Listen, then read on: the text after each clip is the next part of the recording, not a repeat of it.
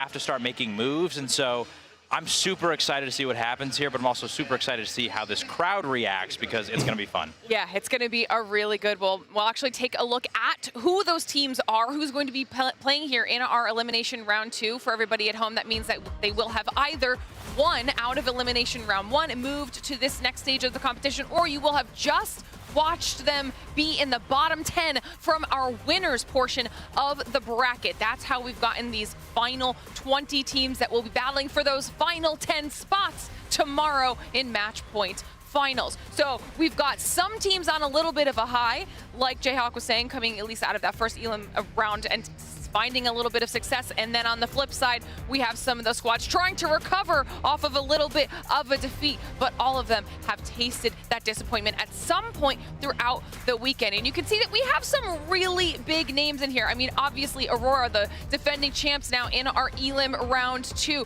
We have Crazy Thieves down here, a team that a lot of people were hoping to continue to pick things up over the weekend. We have Legacy in here. I mean, this is a pretty stacked lobby, and it's going to be a really tough battle. So let's start talking about some of these squads, because if we're talking about teams that were able to find a little bit of success, I think I'm going to start things off by talking about SBI, okay? Because they were a team that made their way through out of Elim round 1, and they were able to bookend their performance with wins, which sounds good on an overarching level, right? As we get to see these Elimination Round 1 results, they end up at the top.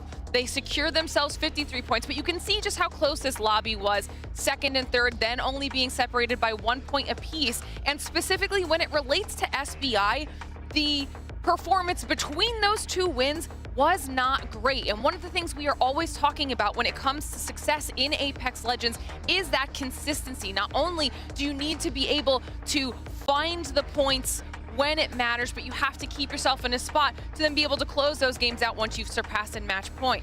And they are really needing to kind of find that rhythm, not just in a game here or a game there. So this is going to be an interesting team for me, because they illustrate that they're capable of finding that success with those two wins, but they just need to be able to replicate it just a bit more consistently. They were able to get a decent amount of KP. I believe it was 12 and I think 10 in the second win as well. So they are getting those points on the board. But if you want to be up in the upper echelon of Apex Legends with the likes of the Howls and the Zeros, you need to be just a little bit more on top of it. But they are definitely a squad that I want to be keeping my eyes on, especially coming out of that Elim round 2. But there are a couple other squads that we want to touch on here as well. Specifically, another team that is also coming out of Elim round 1. So talk to me a little bit here as we get to see some numbers on the board for SBI to kind of put a little bow on all of this as well. Graceful, I'm going to touch in with you. Who would you like to talk about? I mean, I would like to talk about nobody else than FaZe. Obviously, something that I've always been, pushing towards, that these are... Everybody also expects them to be in finals, I would say. But outside of not being really... They're not really inconsistent, more rather a slow starting team. They kind of started a little bit sloppy, and now they've gotten to the point where they're capable of reaching that form that we normally see them in, seeing them in the final lobbies. So I think that if they can just get them under control and more stable, they're going to pop off, because we have seen especially the likes of Sane, but also I think people have kind of slept on Nag specifically. European people knows how good he is, but he hasn't really had that blow up like Sane has, that one clip on LAN that just made everybody absolutely go crazy. And I think that this LAN could be it, where even he can step up to that moment and have his glory day, come. I think we'll get an opportunity here to see just how good Zane is. You mentioned that is a player for FaZe that everyone's kind of been talking about this LAN, recognizing what he's able to bring to the squad. But you're right, at the end of the day, it's about everyone. I think that's the thing as well. It's very easy. I would think that fraggers in general get way more props than IGLs, sure, because that's the crazy clips you see. A lot of the times, it's very hard to track, because to track that potentially, like the likes of Cinetic making incredible calls, you have to catch when he's making the pre-call, when you're seeing the macro or the decision-making happening, to then see it unfold what happens. But a lot of the time, what he does is he sets up his team for success. And it's way harder to track that, even though you can always say, this guy's a good IGL, but nobody has time to listen to 50 hours of VOD reviewing of somebody just calling, right?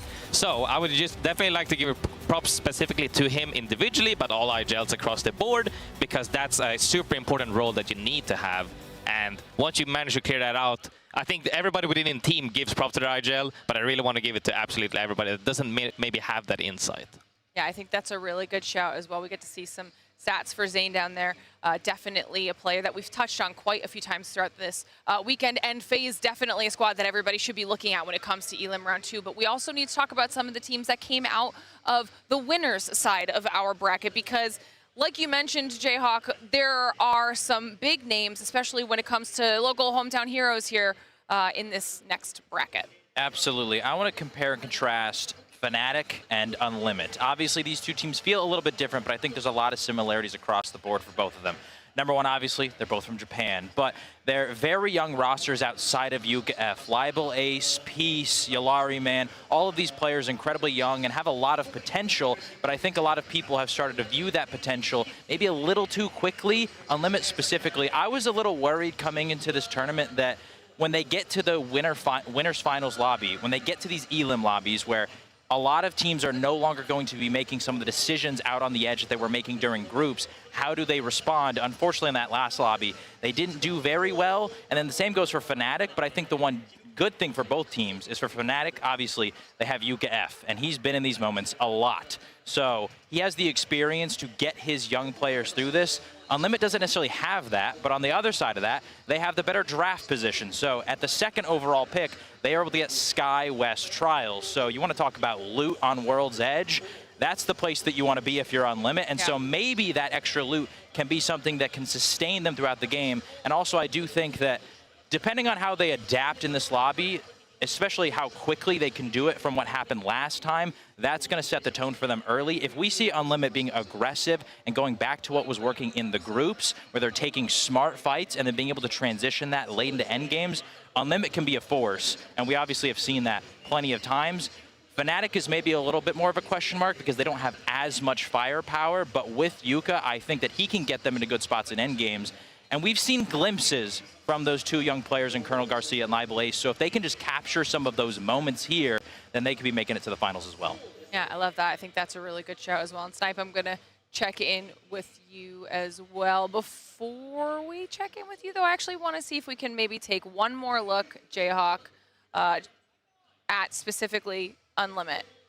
I think we might have some numbers that we could potentially look out here for them, because I think one thing that we need to remind everybody at home when it comes to this squad as well is that if we're going back to the group stage of the competition, they were someone who was absolutely dominating. They were steamrolling through everything, and now we're looking at them, except we found them here in Elimination Round 2. So maybe a little bit of a fall from grace, and maybe also a slightly unexpected one after what we saw previously. Yeah, I think the key for them was in the group stage, they were converting a lot of these mid-game fights into end-game positions where they were able to close those out into wins. And so we saw them getting into that top 10 a lot more consistently. And then once they got there, they were able, like I said, to convert those into really big games. Right. When they got into that winner's lobby, the lobby becomes a lot more condensed, where teams are rotating a lot more quickly, and a lot of these IGLs are smarter. So they know, okay, if we take this fight out on the edge, we have a Falcons or an Alliance or somebody else that is lurking, and so we don't want to fight Unlimit here because first off, we know that they're good, but also we know there's other teams that are potentially going to sniff this out, and so we need to just rotate. So a lot of times, these teams in these winners bracket lobbies, they're playing a lot more foundational Apex. The macro is a lot stronger, which I think leaves Unlimit in a spot where they're now having to run into a lot more compact of a lobby when they get to zone. Sure, there's more space, maybe they'll get more loot, they have more time to maneuver, but the macro is a lot harder because when they finally get to those mid-game fights, there's more teams alive, and these are even better teams than we saw in group stage. This is the best of the best.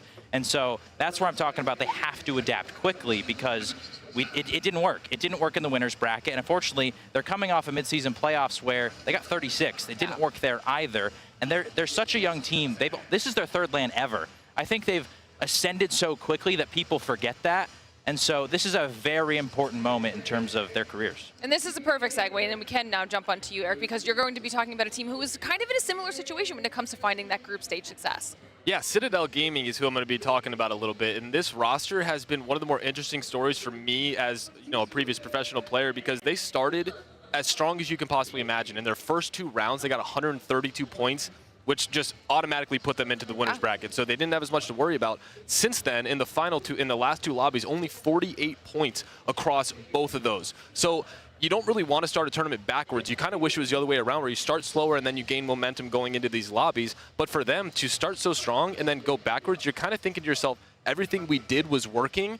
You obviously don't change up your gameplay when it's working that well, but if you continue doing the same things and it stops working, you're kind of asking yourself, oh boy, we don't have a backup plan. This was our plan the whole time. And now for them, the best thing that they can take out of this is because they did so well in the group stages, they at least got the first pick when it came to the map selections and POIs. Sure. So that's the best that they could get out of this, because it just gives them a little more comfort as a team to come in, maybe take a breath and say, okay, you know, we 2-2 on, you know, where they've done well, they've done bad. Now it's time to get that momentum back into the series where it's the most important. They take these losses. Hopefully they were able to just recuperate, you know, get back into this, and now we're in the most important match of the tournament so far for them, and that really is what it comes down to. Yeah, I think that this is just illustrating just not only how many storylines there are, but how many viable options we have in this lobby when it comes to teams that can win. And before we get into this lobby, I think we have an opportunity to check in with one of the teams that's going to be playing in our Elim Round 2, because we have Lace standing by with Boogie Borders.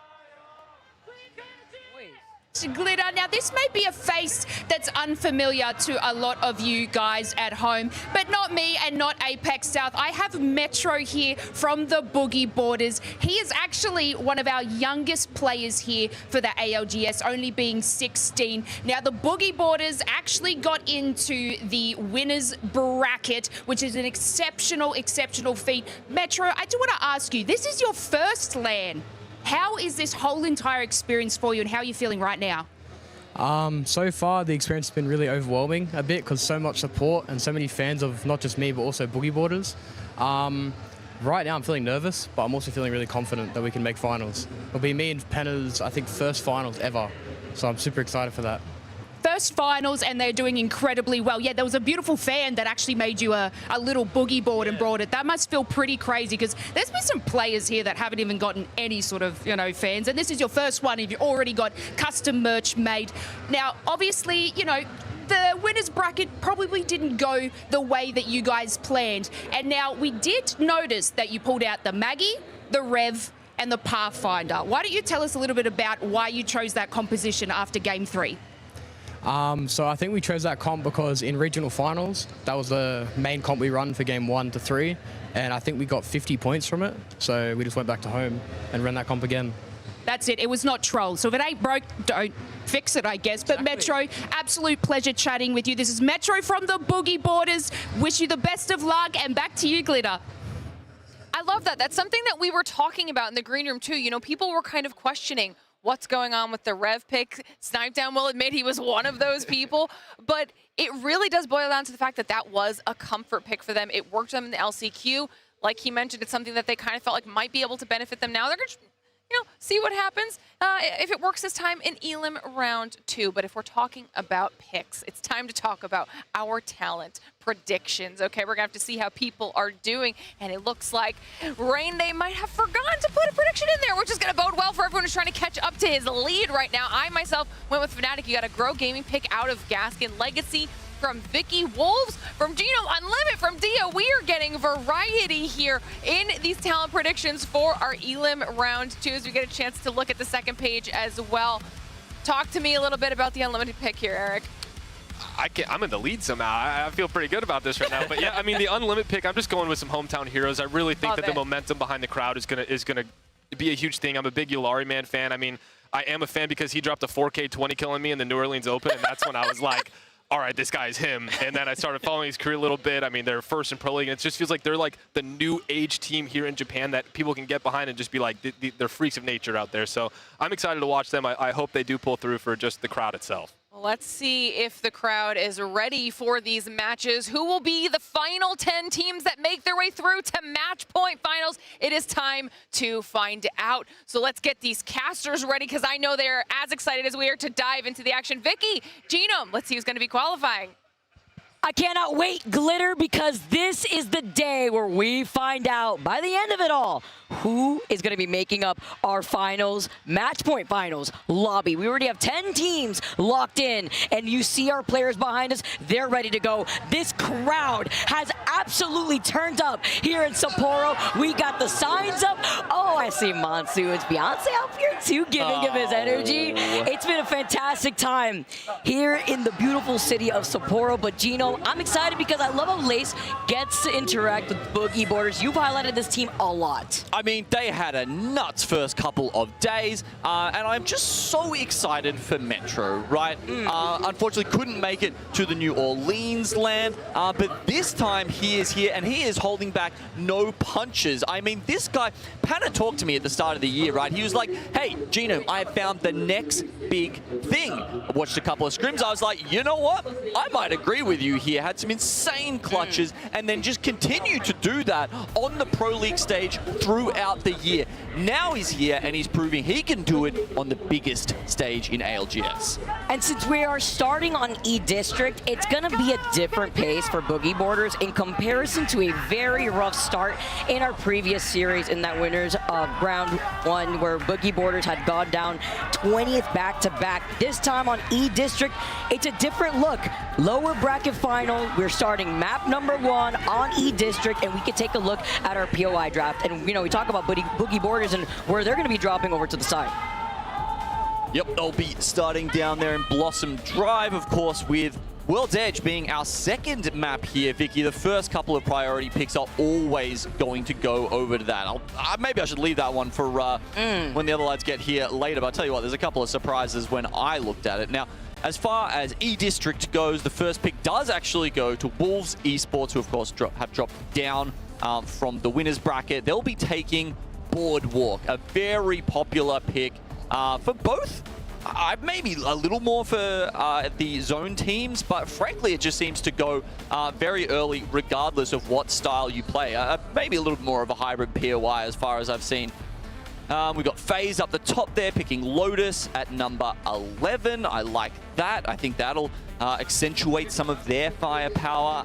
S8, they had a shocker as far as the winners bracket went, but at least they still get that top 10 pick guaranteed by making it into the winners final. And so they've gone to City Hall, a place where we see so many endings for E-District. Yeah, exactly. And that's why I was very curious to see how the POI draft went down, right? Where a lot of teams wanted a Prio, World's Edge actually, and a map that maybe these teams feel a lot more comfortable. And then you take a look at E-District, where it starts off the series. You want to start off with some of that momentum, and seeing where some of these zones has been pulling. I feel like we've been seeing a lot of those Western zones. Like you mentioned, closer to that City Hall side, as S8UL will be able to have that POI.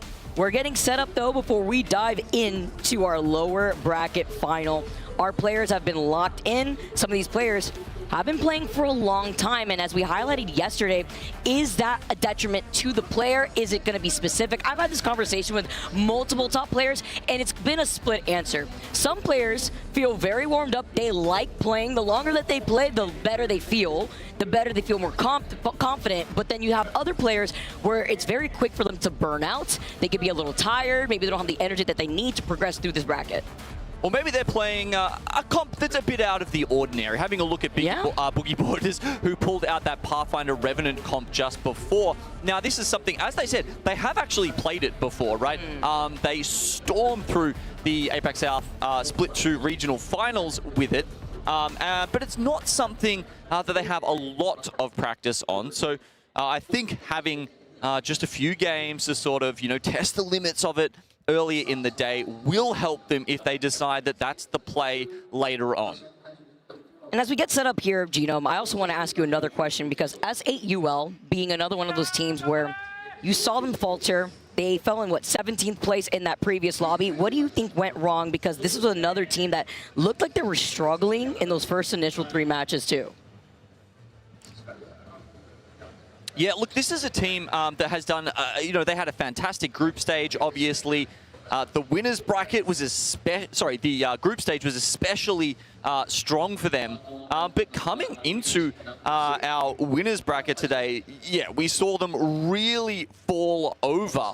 And I think it's because, again, it was kind of like what we saw from Boogie Borders, where the first 3 games were on World's Edge, and we still have World's Edge in this series, but it's to close out the day for our final 3 games. That's why when you get to see the diversity of maps that we have in the ALGS, it's not just about adapting around the legend bands, but it's about readjusting around the different maps that we keep swapping over to, too, on top of the POI drafts that you're working with depending on what seed you finish in.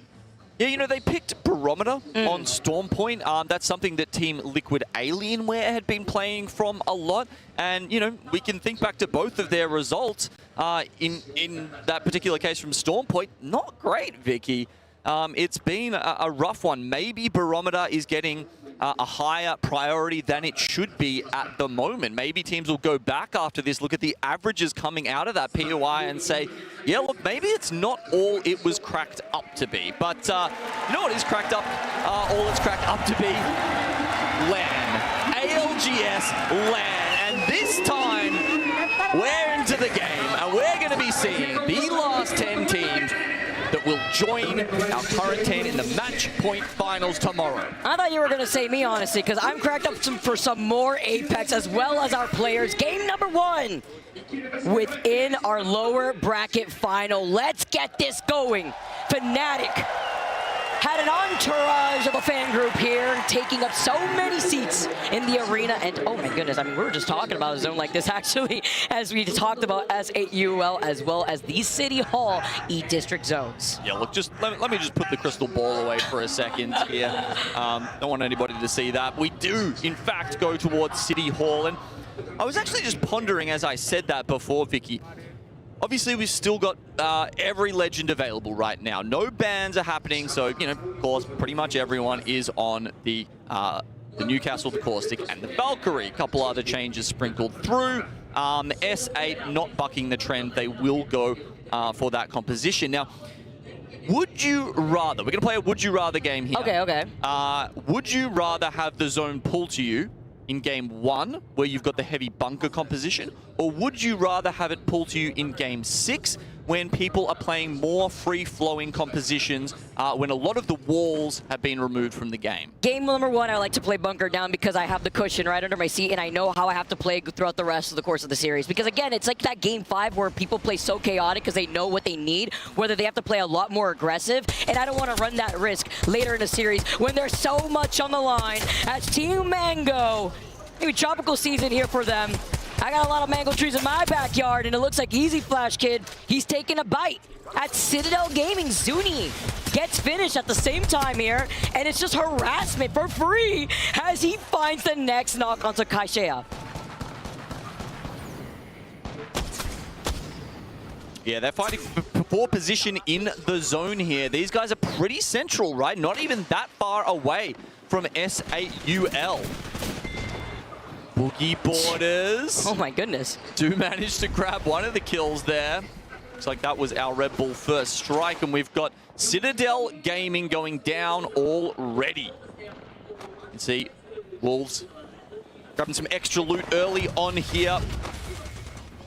But really, we're going to have some fights up here with FaZe as well. Now, this is a team that was very much impressed me over the last couple of days, but just faltered when it mattered most. Clearly a team that's like silent but deadly, right? And while this pileup is happening on the north side of the map, it's the control for the ring console that they're fighting for. SBI now, Mike, with the alternator and the purple extended energy bag is all he needs, with some help from Egoist, the Bangalore, and it's only up to Zayn as he tries to fly away, but nowhere to run and nowhere to hide as SBI get the KP, hopefully, as well as the resets as they lost out on their Valkyrie, and look who's prowling about. No one's going to contest this, by the way, even with the ring console behind SBI, because there is such a big pile up over here on the City Hall side. Yeah, and I think that ring console is probably the reason why they've stayed put. Yeah. Okay, Resort is their POI, but they're not moving further southeast where, southeast where they think the ring is probably going to pull, where teams like S8 are playing, because I think they are hoping for that third ring console scan and try and play for a better position that way. As you can see, managed to get the respawn in as well. So everything going according to plan for SBI so far. I love how aggressive our teams have been playing off the rip in game number 1. Round 1 closing, and we have 17 squads left. Seeing heads drop right off these shoulders. And with NIP now making their rotate, Grow Gaming moving out of heights, they want to play objective, so they're going to be able to scan that ring console too. A lot of these slower rotating teams like VK Gaming, who like to split loop because they know their backs are cleared, they have gotten the Viaduct Survey, as a Survey Beacon, as well as the Draft Point Circle and Survey Beacon there too to boost up those Evo Shields. Nice little overview of what is likely to be our end zone right now. Got an altar. It's going to be an important factor there. S8 will fear you. They'll have to be watching those void passages if anyone tries a sneaky entry that way. Just hearing the chorus of triple takes ringing in my ear. Love the triple take, especially when you want to utilize it like a shotgun with the hip firing potential that it's got here. But 5 fears. One of the teams looking to bunker down Oblivion. All eyes on Monsoon. The Newcastle coming in together with the Cossack, and Blinkster really does stick to that raid. I feel like I haven't seen Blinkster on any other legend, but they get to walk away with some KP, specifically onto enemy, leaving fire as a duo. Yeah, I'm not sure we've had a Wraith ban yet. We had a good amount of wraiths. Yeah, absolutely. But yeah, I guess the point I'm trying to make is that he could have played it every single game, right? Yeah. I mean, you know, you got plenty of other players who might have their strong. What if your strongest legend's Caustic? You get to play him 1, maybe 2 games a series if you're lucky. Breaks my heart though at the same time, because having that flexibility, especially when we have legend bans implemented and you have a Newcastle, that's why you're seeing the Valkyrie in Newcastle. Something that very important that you highlighted in day number 1 on having the slam down the moment you find your own space after the human UAV takes the skies, gets that information through the walls. Let's see if Fire could also reset, by the way, while Unlimit, a team that has had the best performance on E-District thus far in this lobby, just based off of the history of what they've been able to put down throughout the course of this LAN. Already getting into position, going to be able to also get the scan with the Crypto Fire. Have they been able to reset here as Grow Gaming? They hear them, they don't want to overextend. It looks like Knock is going to be able to take right back towards the portal. Fire is still a duo, so they were trying to look out, see if maybe they could pick any of that up, and it looks like a respawn is coming out too. So as you can see, SBI Esports in the zone right now. They are scanning the ring. You know what, Vicky? I would not be surprised if they go for another scan after this. They're close enough to the zone to potentially even try it. And now with Unlimit dropping down after getting rezzed, Yanya, he's hungry. Find your Lari man. He's having to back away here too. Now forced to still stick this time as a duel. Unlimit tries to use the EMP, gets destroyed though the moment he tries to press the button. And with an R9 and the bow check in the other hand, Peace just want to try to capitalize off of this. Ring 2 is closing in the next 55 seconds, and Legacy are going to seek them out off the Valkyrie. You could see the pings. They're hungry. Legacy looking to prove themselves to make their way into the finals lobby. They usually always end up doing it here. Nijinov and Nizul drops down. Hogwadis on the Cossack. Yanya follows up, gets another knock, only leaving one from Unlimit. No hiding from those Valkyrie eyes. Once you're in the sky, wall hacks, they've got you in their sights. You can see that Xtubi's trying to run away here. Oh, did he actually manage to get another one up? I can see 2 calling around on the map. Either way, Legacy are chasing for kills. Yeah, it was the respawn. Let me check. Were they the for free? On a silver platter? Oh, the Crypto player, of course. Yeah, yeah, must have just grabbed a quick res. I mean, we'll take that. You're going to res right next to us, especially remotely. I mean, hasta la vista. As your Lari man trying to play his life. As Nizul finds him again, but this is just Legacy just farming this KP for free. He actually managed to get out on the evac tower there, so this is one slippery Crypto, but he's left it there with enough time. The Legacy can just straight up follow him on it. And of course, once you're on the evac tower, reactivates the Valk wall hacks. Is he going for another res? Oh my god, he just did it. No shot. Is this a... How many KP are you going to feed them here? farming Sin? Like, I mean, and they're on the Valkyrie. Like, how far do you think you could go at this point, too, when there's a jump tower right to their backs? They'll be able to have another Valk ult here. He goes for another remote res. We're back to Season 0 kill races, Vicky. You know, where you just say, oh, yeah, you can respawn. That'll just give me a few more KP. This is ridiculous. Oh, it's a little crazy here. As Legacy finally take out Unlimited, although I'm pretty sure they would have no issue if they wanted to keep rezzing in front of their face. Oh my god, we're about to have to introduce new rules. Hey, by the way, you can't get away with that in ranked. What was that, like a 5 KP team? The KP won't even count because you've already gotten them, so if they keep rezzing, it won't count. So anyways, it counts here though, and Legacy are absolutely happy with that one. As now Legacy move on as the zone closes in right behind their backs. Vamos! With the Evil Harvester waiting for them on the edge of zone. And looking at the Mythic bin so far, the closest team to it is VK Gaming. Grow Gaming on the outskirts have already put down the Ultra Portal just in case they need to reset too. Looking at the ring console, though, SPI are going to be able to call that evac too before getting the info. Oh man, they have actually done it. They're going for the Zone 4 scan, and I love this, Vicky, because Zone 3, frankly, wasn't that indicative. Right? It was kind of like, yeah, we knew it was going to go there. It's between all the buildings, it's over all the canals, but we don't have anything specific. Zone 4, this gives them valuable, actionable knowledge. And this is why they wanted to hold that position onto that north side. They're denying that info for the other teams that want to know where that zone's going to be pulling, forcing them to overextend to get maybe another ring console play on the outskirts here as VKG have settled over by the waters while Verhos is going to be able to get that Mythic bin, hide behind that Newcastle shield. Too easy for Crazy Thieves. No points just yet, but you can bet your bottom dollar they'll be getting a couple coming their way. Surely, with this kind of armament, CRT are set up for success now. Not only that, Vicky, but Zone's actually pretty close to them. They haven't scanned it. They just went past the ring console. Of course, that'd be an extremely risky place to try and take a scan. Did that get in there? Yeah! Whoa. Oh, he hit him from the back of the Newcastle wall. Oh, he's got an arm on him. He did it. Accuracy? Like, come on. I mean, off to the other side too, right? It makes it even better when you don't have too strong of an arm to make it on the other side of the Newcastle shield, so it actually forces them to play in the front while Grow Gaming, they call in the double evac just in case a team wants to try to destroy one. They have the other two. As Grow Gaming are trying to find their spot, they do not have a Valkyrie. They do not know what is safe. As we jump into a listening with Grow Gaming. The one is cutting off. Yeah, no, I'm not gonna make it either. You can wall to me. You can wall to me. I'm walling you. Walling you knocked. Good. Go if you can, Keon. They went back to the building. Pretty sure they all. I cracked 6 I'm back after that. Mechany knocked. Can I help? I queued up top left here. Call the gas, care. I'm playing towards Keon. I'm arcing on them. Arcing on their Q. I stun one. Nice. I'm playing right. I have a Q too. I can stun one. Heard. I'm playing left. Playing left. Knocked. I'm behind them. On me. Close the one. Ben, what the fuck? Show Two in number one. No, castles. Bro, I did 0 damage. The guy was behind me when I took your Q, man. I mean, that's what happens when you go for a risky play like this. You don't really know what's safe. You're playing split up too. Miscommunication, but now picking up some free KP as NIP look to reset. Aurora in a fight too, still full blue evos with the Newcastle wall right behind them. I mean, NIP needs some grats for that. Are you kidding me? They got like 170 damage done to them before they'd even turn their backs around, and they still somehow wiped the fight in like, what, 5 seconds?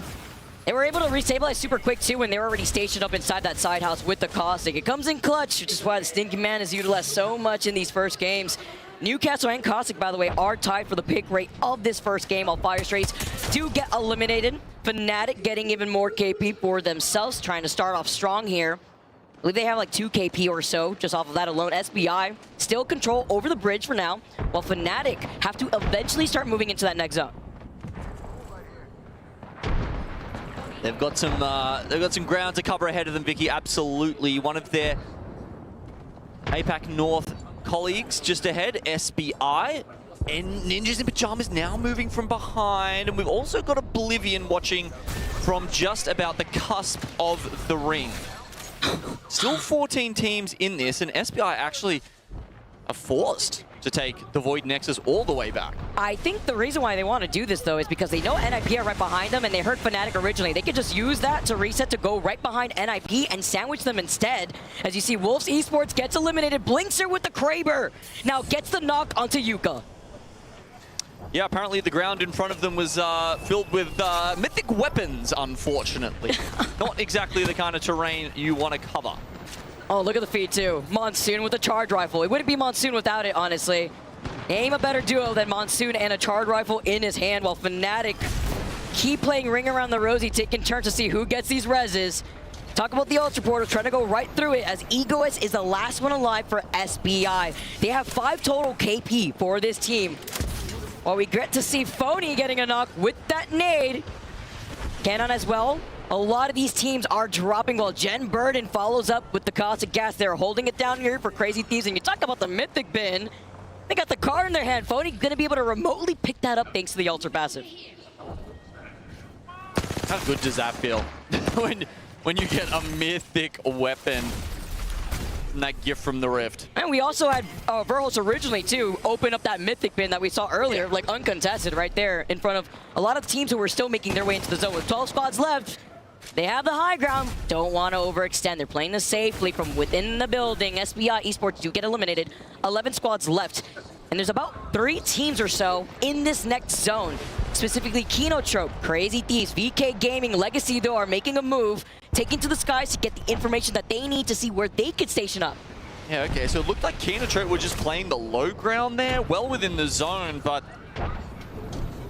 might net them an easy top 5, but perhaps a hard top 1. Lots of teams now being forced into uncomfortable positions. Oblivion making it even more uncomfortable, chasing them down, pushing Legacy away from them. But they're going to be forced to move up eventually, with Legacy looking at not only Oblivion, but playing a little bit split up to make sure that their rotate into the edge of zone could be cleared up, because 5 Fears are also coexisting on the other side of VK Gaming, where there's a lot of open ground, but the teams now coming in from the north side of the zone, it's going to be a bloodbath. Fnatic now looking for that opportunity to move forward, because they know Oblivion's waiting for them. Team Mango take to the skies.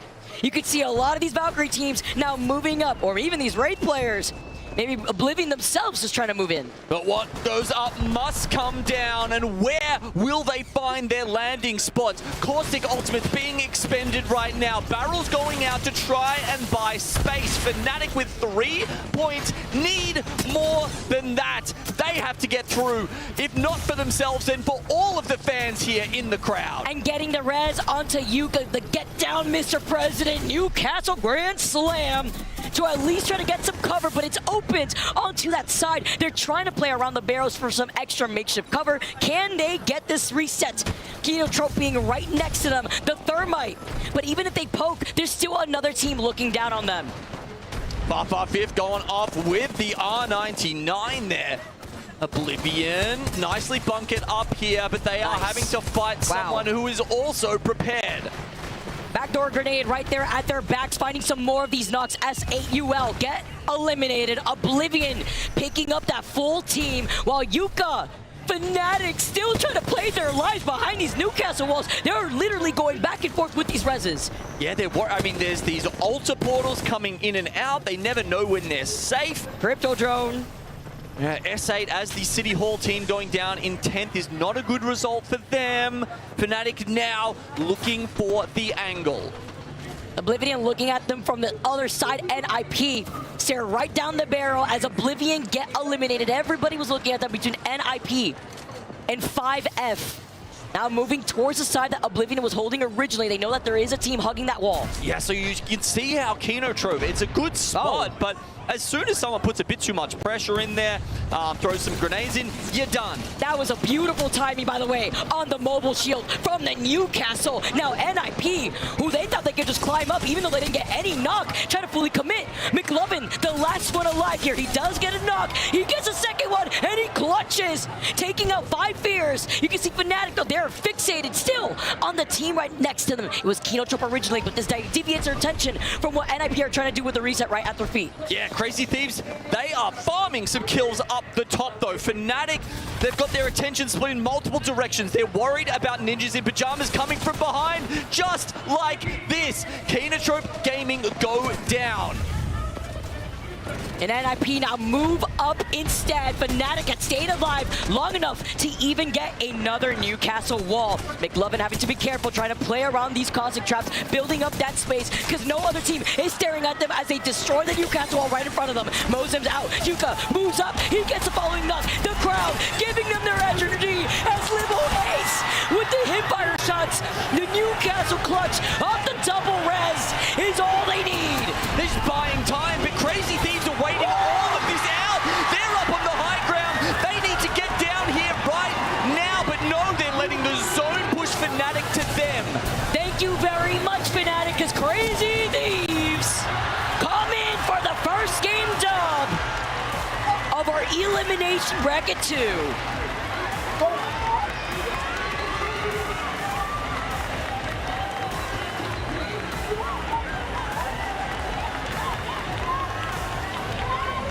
Easy clap for the boys. Feel like we're starting to get some of that Big E energy back. Feels like it's been missing for a little while, but all of a sudden, Crazy Thieves come alive. And Fnatic, despite coming second, I think they played that incredibly well. It was so hard to have Altar Portals trying to abduct you from one side of that wall, to have ninjas in pajamas coming up from the bottom canals and always threatening. Somehow they fend all of them off at once. Colonel Garcia, hero on the Newcastle with those reses, keeps them alive and gets them going into a second place with 5 kills. I mean, did you see, like, Fnatic literally playing for their lives? How many reses did we see them dancing around the older Newcastle, the original one, while looking at Kinotrope, while looking at the teams fighting right below that hill that you saw teams moving up on them originally from NIP when they came out on top after they also took out Oblivion? It was a lot going on here, but it was Crazy Thieves that went uncontested on the high ground. I mean, let's just think for a second about the fact that McLovin pulled off that clutch, and how many kills and how many placement points did that decision manage to net ninjas in pajamas? I mean, they finished with 17. I'd say they'd barely have hit double digits if that wasn't for him. Total being able to get more of that KP. Crazy Thieves, Jen with the 8 KP too. I mean, he is on the caustic, not so surprising there, but it's about Crazy Thieves who have woken up at the very start of the series, which is something that we hadn't seen throughout the course of the tournament. Jen Burton has 8 kills. Yep. So look, Big E energy, sure, but right now he is in the shadow of that man. It's because Jen Burton's saying he's coming for Samantha instead. It's going to be a different look here, maybe. I mean, that's what I said when it comes to the caustic, though, right? Are you so surprised when you have so many teams trying to push onto your building? Yeah, well, look, talking about picks, the thing that stood out to me about that top 3 there, Vicky, was the fact that 2 of the teams were running Altar. Everyone sitting here on the Valk, 2 out of the top 3 teams are going for Altar. That's such an interesting decision and such a weight towards the top of that lobby. Goes hand in hand with the way that we were playing on E-District, right? When you start off the gates on E-District, what kind of compositions do these teams want to roll out with looking at their POI draft? The Altar allowing for a lot more of these resets, but when you know that there's so many buildings that coexist on E-District, you have to be careful for some pesky kidnaps, but also amazing potential resets here. That was just game number 1 on E-District. Don't go anywhere. We got game number 2 going back to E-District on the other side of this break.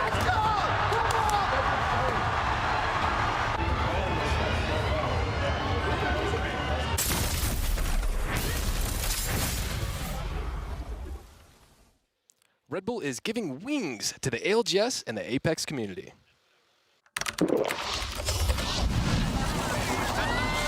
Red Bull gives you wings.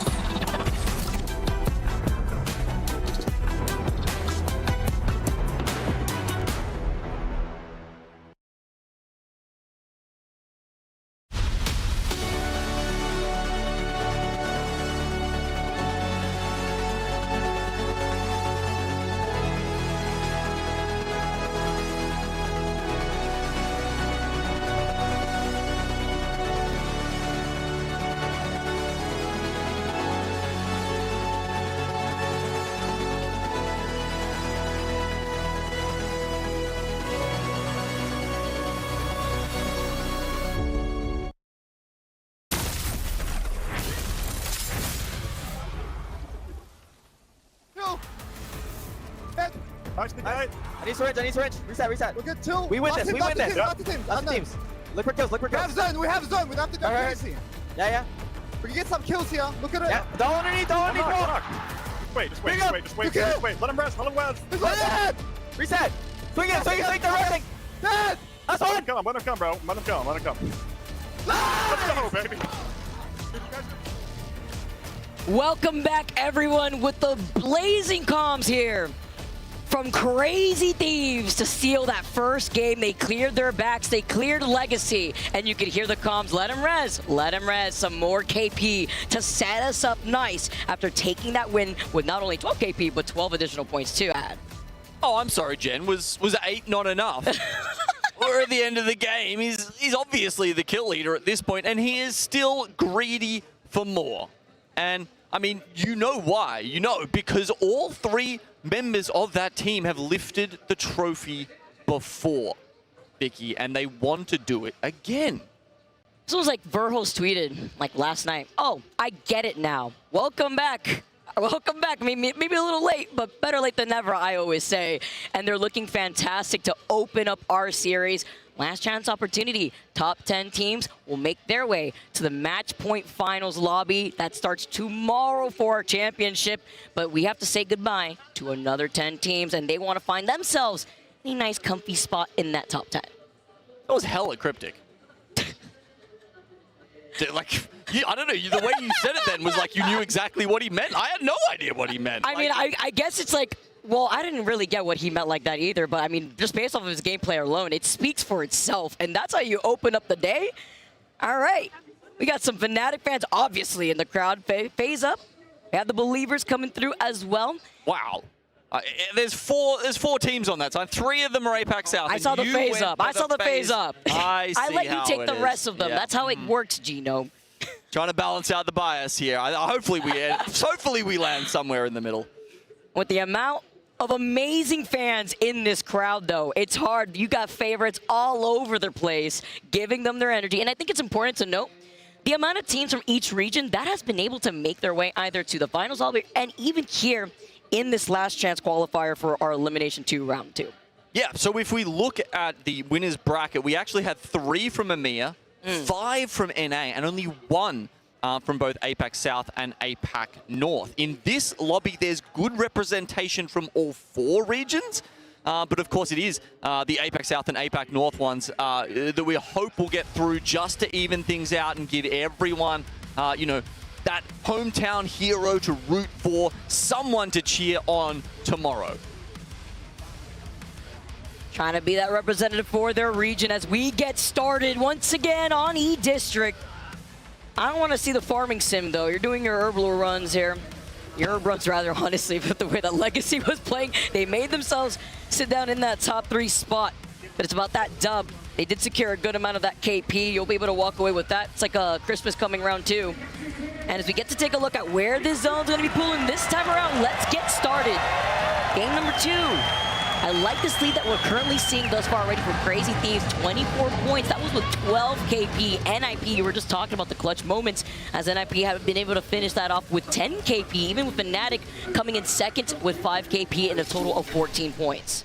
Yeah, look, it was a 36-point cutoff when we looked at the winners bracket. So, you know, maybe we're expecting something similar to that here. It's a very tight lobby, though. So if Crazy Thieves do start to run away with it, that total might drop down just a little. And with Caustic being banned next, right, you get to see the Ramparts coming out, Newcastle. Not going to be sent to jail just yet because you're going to have the Valkyries out to try to help reposition with those Newcastle Grand Slam walls, as well as the altar that I love that you pointed out too, right? A different game plan here as we get to see Crazy Thieves still up for that composition with the Rampart now. One team playing Rampart in the previous game, Vicky. That was actually VKG. They've stuck onto it. Lots of other teams have joined them. The circle is chaotic, pulling towards the outskirts of Energy Bank, more towards that northeastern side. You already know the teams like Fnatic, FaZe. FaZe do get that ring console. They'll have information as well as Fnatic over by the survey beacon if FaZe do want to push from that direction, but they'll probably prio that Evo Harvester that's to their south. But I'm specifically looking at the Galleria with a survey beacon and ring console of information that NIP could get on their rotate too. Yep, you can get through there with Alta as well, so plenty of those teams can make that scan and then just zoom straight in. Of course, it won't end in Galleria. Chances of that are 0%. It almost certainly is going to be an Energy Bank finish. Especially closer to those bridges and that northern choke that we've seen so many times. A lot of teams taking these evac towers already flying in, while Citadel Gaming looking to make the comeback here after what we witnessed in that first match. The first team to fall, by the way, they were getting picked apart. I believe it was like Boogie Borders that were able to beam them with a G7 before Boogie Borders met them back in the lobby. Here's that information, though, when you talk about that ring console. Over by Draft Point, they were looking up Fire Strays originally. I don't believe they had access to that survey beacon. I know Legacy's coming from their south. Speaking of Legacy, they finished up with 7 kills in the last game, Vicky. But that was just one team wipe. What's going on? My brain's not connecting the dots here. Can't get away with it, Rand. I can't believe it. It's like literally a present delivered at their feet. Thank you very much, Crypto. And Legacy did try to show their face, but they got the zip line right there, the balloon to take, and they're already pinging the team that they're looking onto before they make their next rotate. There is also that Evo Harvester if they haven't been able to obtain that already, and it looks like Citadel Gaming are upset after game number 1. Holding forward to closing the gap right now. You can see the pings, because they know a zone like this that a lot of these teams want to hold these chokes because they'll safely be behind these rampart walls, and because Newcastle is obviously still available, a lot of cover that you can make for yourself. I hear the Sheila coming in from Citadel, but they don't want to give up the space just yet too early because another team could technically wrap them right behind them.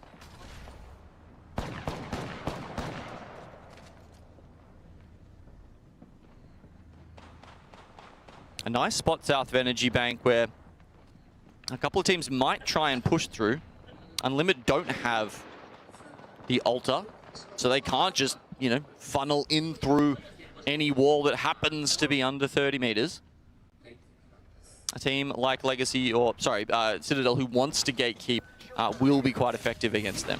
They just have to deal with the EMP, and then the drills, and then, maybe the electrified Bangalore. Oh, it's not that much. Or maybe the Sheila with the amount of ramparts that we have. Literally 16 ramparts, by the way, tied together with a Newcastle. It was a similar case in our last game with Caustic taking the lead there in that ban where it was all the Caustics, all the Newcastles. Now Rampart showing their face instead. SBI now moving up onto the high ground. In the distance, we do see FaZe. They've gotten ahead in terms of their rotation, but their goal from FaZe specifically is going to be able to get that ring console, as well as that survey beacon that we noted from the teams that wanted to rotate on the north side of the zone where Lotus is. Even Grow Gaming, when we talk about Galleria and playing objective, if you know you want to take this slower depending on how your first game went, they could get that information from that own ring console, maybe leave the Galleria ring console for the next zone since they know their backs are cleared and they could just hold on to that for now. Yeah. It's a plan of attack right there. Yeah, a couple of ring consoles around. As you mentioned, FaZe Clan edging closer to 1 right now. I guess that's what happens with central zones, though, as well, right? Like, not as many teams will die early. There's not a crush to get into one particular side of the map. And, of all the maps, Energy Bank is, I'm trying to think, probably the largest central POI. It's no Cascade Falls. There's a lot of room for everybody. So, you pile in. It's kind of like a central Skyhook, in a way. Yeah, there's just a lot of open space when you're really down in the middle, closer to where the replicator usually is. Got to be careful with so many areas that coexist, and with the amount of ramparts there are, don't hold that door unless you got a barrier, maybe even a Newcastle wall right there too, because it's going to just get blasted down as S8UL actually in the middle of what I was talking about before, but they're looking behind them. With a lot of the long-range weapons in terms of the weapon compositions that we've been able to witness, diversity in the rare 30-30, but it's mostly that G7. You hear the triple take. If you're Monsoon, you got that charge rifle ready to go. Well, a very lovely man just handed me a cup of tea, so I hope the players in the booth over there are keeping their hands warm as well. Hope they had the hand warmers ready to go and make sure the trigger fingers are primed, because I tell you what, it's pretty cold here in Sapporo, Vicky, and these are potentially conditions that the players are not that used to. No. Gather around the campfire, because they're going to sing the campfire song here underneath a lot of these buildings where they could just station up and not move from the spot here. If anything, maybe try to gatekeep more of these teams that want to just play objective and get that information. They're not going to be moving anywhere, so you could expect them to get a little chilly before they start going into that next zone for the teams that do not have that information, who do not want to risk putting themselves in a bad spot, especially closer to where we see SBI located. The Crazy Thieves, you're just waiting to see where that next zone pool is going to be, because they only have access to where this zone is currently right now. I mean, SBI got that 4th zone information last game, and they didn't actually manage to do a lot. They got a couple of kills, funnily enough. A couple of those coming from the start of the game, if you'll remember, when they managed to defend the ring console. But it was interesting that that play unfortunately didn't work out too well for them. FaZe Clan, it looks like they are dueling with Grow Gaming over this ring console that we've highlighted a couple of times now in Galleria. It is hot property. This is what I was looking forward to, because I knew that, especially looking at where that zone pool is going to be, the teams that did have that info do not want other squads to have that same amount of information here. Boogie Borders looking to engage, and with a gold alternator at that in the hands of the Young Gun legend Metro. In his first land, looking to make a statement now. Last chance opportunity here in this game too. While Monsoon, it isn't the charge rifle, instead it is the triple take. Putting that down for now, but it's going to be Raki. Also looking fantastic with his own alternator. Purple mag here for him to work with. They want to break down that Newcastle wall. Maybe go in for a counter slam here, but while this fight takes its time, they know that they're safe, but they have to eventually start moving in once the zone closes up in the next second.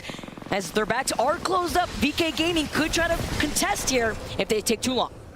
I mean, weirdly enough, at that range, you actually probably don't mind not having the double tap activated, but who's this? Someone's coming off the back for Boogie Borders. It looks like it's Citadel Gaming?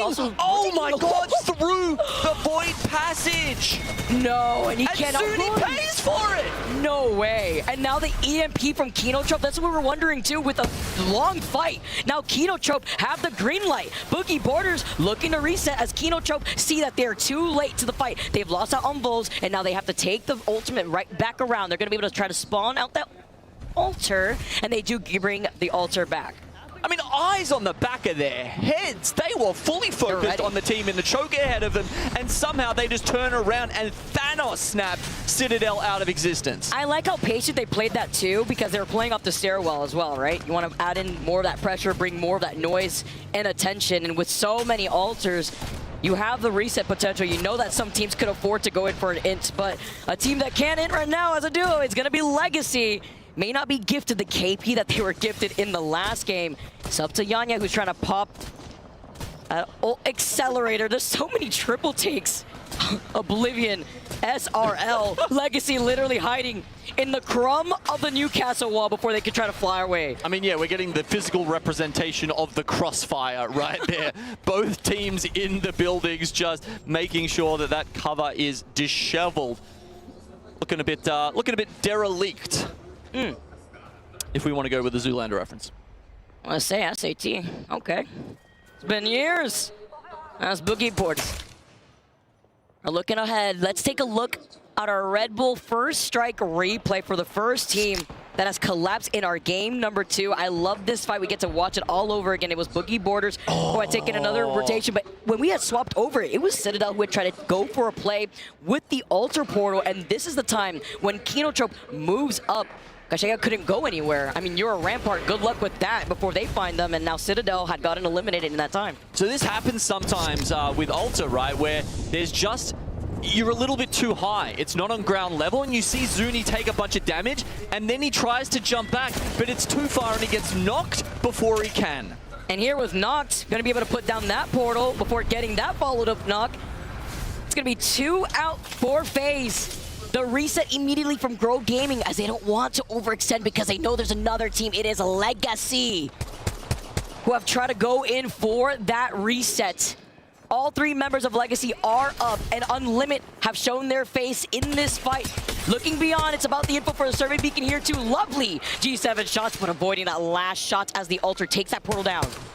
Now, of course, Unlimit They aren't here for the survey beacon, Vicky. Sorry, the ring console, should I say. They're just here for kills. They're like, well, everyone else is piling into this place and trying to get some zone info. Haha, KP for us. And then you're going to have all these teams that are trying to survive and coexist in Energy Bank. Meanwhile, Aurora, by the way, has that Mythic bin right next to them. Let's see if they can safely get it with no teams looking at them from the side of Galleria. And with Legacy looking at FaZe now. Want to be able to get this KP after having a little bit of a slower start. To get that one single KP, still 19 squads left with round 3 closing in. Yeah, Citadel Gaming, the only team to be removed so far as we get to round 4. Partly it's teams playing conservatively, their lives are on the line. Partly it is this Energy Bank zone. Grow also get that reset that we just saw right there from the spawn. They had the altar portal just to be able to take that. Nexus coming in clutch as FaZe get eliminated. This is the bloodbath as the circle closes up. Grow Gaming now on the outskirts. Legacy backing away. They feel the pressure as Unlimit look on to Grow Gaming, who are stuck in the middle. But Unlimit also has their other priorities. They want to try to moving into that southern zone. Okay, let's ramp it up. We are about to have at least 10 squads go down in this next zone. There are not a lot of spaces to play. We're all going central. Wolves, they're sitting pretty. Everyone else is about to get into it. Res for res, though. You can see the crypto drones flying as Legacy are hiding behind the rampart walls. Grow Gaming now move up. Hugwadis has to reset. Now is just popping the shield back after Nizul is able to pop it first.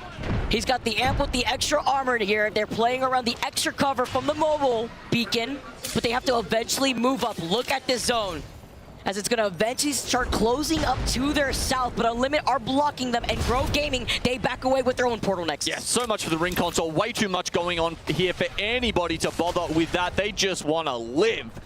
Teams starting to go towards center zone. 1 or 2 teams have altered for it already, but Unlimit still here, still causing problems for Legacy and Grow Gaming.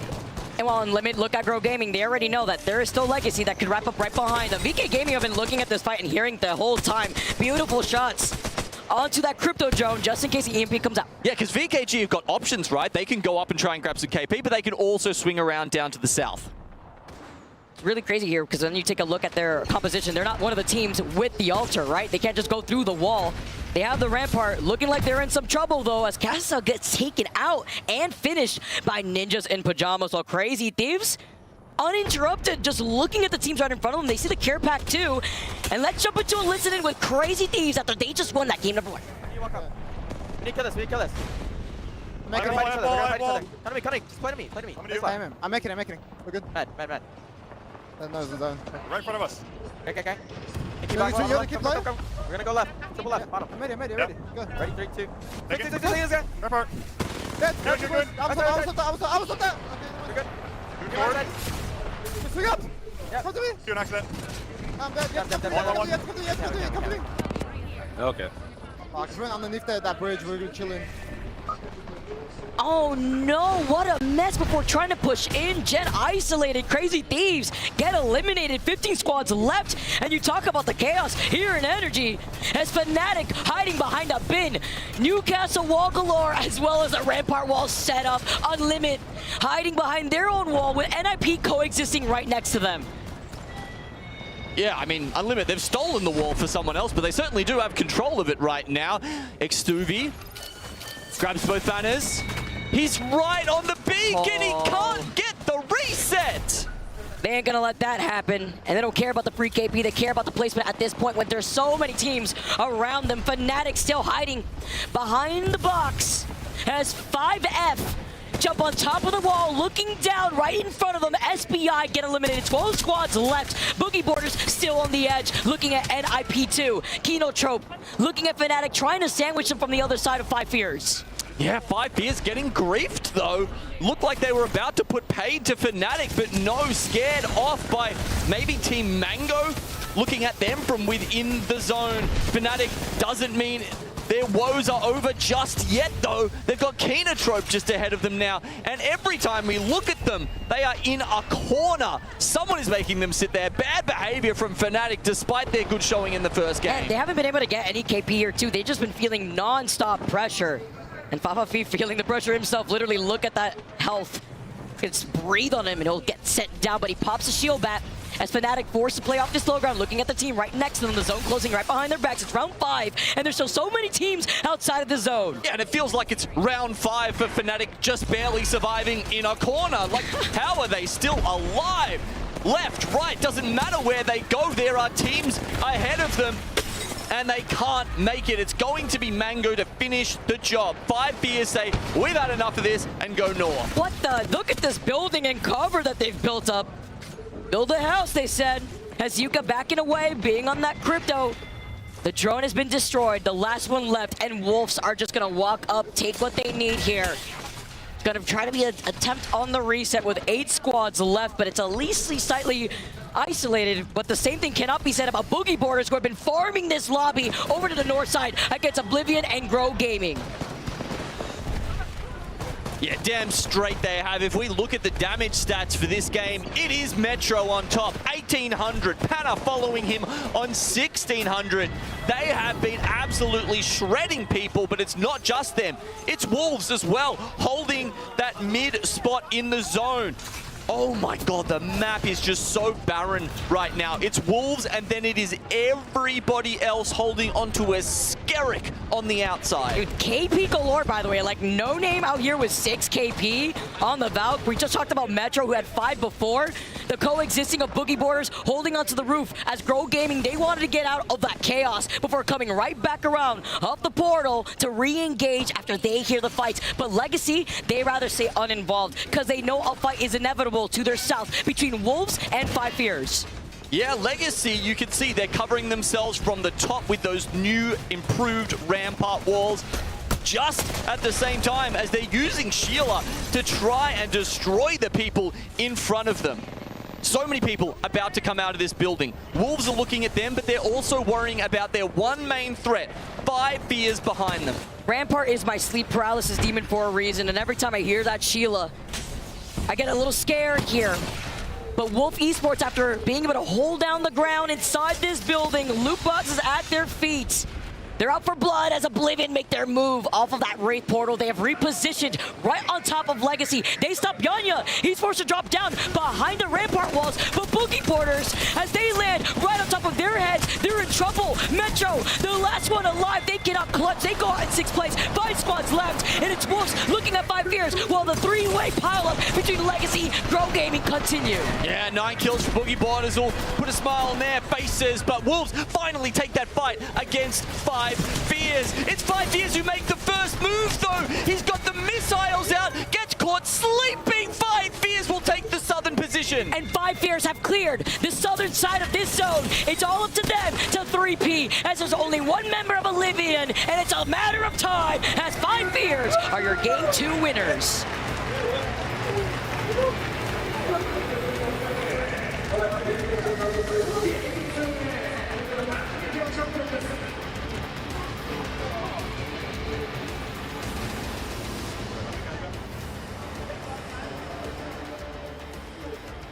Wow, 5 Fears. They were the only person that Wolves were worrying about, the only team, and it seems like they were all 5 of their fears at that point because they unfortunately go down. I've got to say, I don't know if this was intentional or not, but the fact that it was like the millisecond that missile swarm came out and your gun gets packed away, they went in, and that was literally the amount of time that they required to wipe Wolves. It really helps out when your POI is Energy Bank too, right? And you're able to find that position relatively early. Harassing what we saw from the other side of Fnatic with Kinotrope to their backs as Kinotrope do land in settlement, so they were also able to take that back-end position. Being able to finish off with not only the dub, but 7 KP. Oblivion with Monsoon, by the way, surviving to 2nd place goes huge since they were able to get that 5 KP. Yep, 9 placement points, not too bad on the back of that either. Hey, so here is our last chance qualifier winners, the Boogie Borders, in at the last moment, but they might be here till the last if they keep playing like this. 9 kills for those boys in our second game, as well as 5,000 damage, big damage differential as well. I mean, it all started with that incredible fight against Citadel Gaming, and I mean, yeah, wow, like that was probably one of the coolest Red Bull first strikes we've seen, I think, so far, Vicky. I mean, the way that Citadel moved in, you were like, oh, they've they've completely caught them off guard, but all of a sudden, Boogie Boarders show us that they are not done yet. It was like the Lace interview power-up, right? Look at Metro feeling himself. Love to see it here as we take a look at the series results. Crazy Steves were still able to get some KP on the board. 13 KP in total. I mean, not as much as we saw from that first game, but that's how you get things started with 5 Fears, tying things up with 25 points. It's already looking a little congested here on the upper half of this lobby. Yeah, we're saying we wouldn't mind a couple of APAC South and APAC North teams to start joining their brethren coming into tomorrow. Certainly, it seems like APAC South is on track with Boogie Boarders, Team Mango, and Wolves now slipping into that top 10. 5 years as well, actually, there. So APAC North, a little work to do. Unlimit, certainly one of the teams that we were hoping would pop off here, as well as Fnatic. And I believe we saw the Newcastle and Rampart that were tied for that Legend selection in game number 2, which means I believe the Newcastle, looking at game number 1, will be banned next, which is detrimental since we're still got more E-District to go. This also could mean that we're not going to see as many Valkyries, maybe even more altars like you talked about, kidnapping opportunities, but the reset potentials to try to int on a team before going right back to the portal.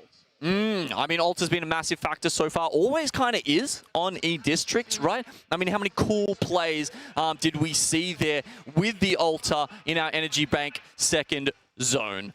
Well, here we go. That's 2 games in. Why don't we go to a little break here and we'll come back with more Apex and our last E-District map in just a second. See you then, guys.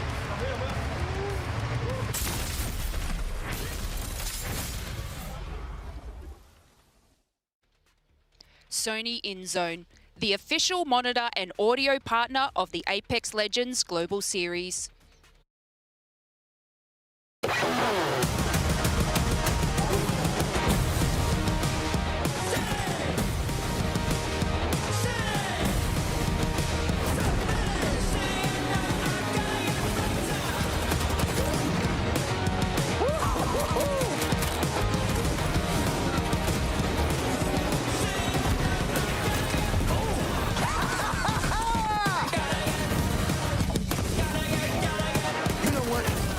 Deserve this.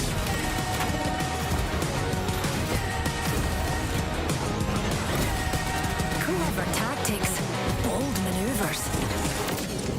You've a curious mind. Care to fathom the mysteries of the universe?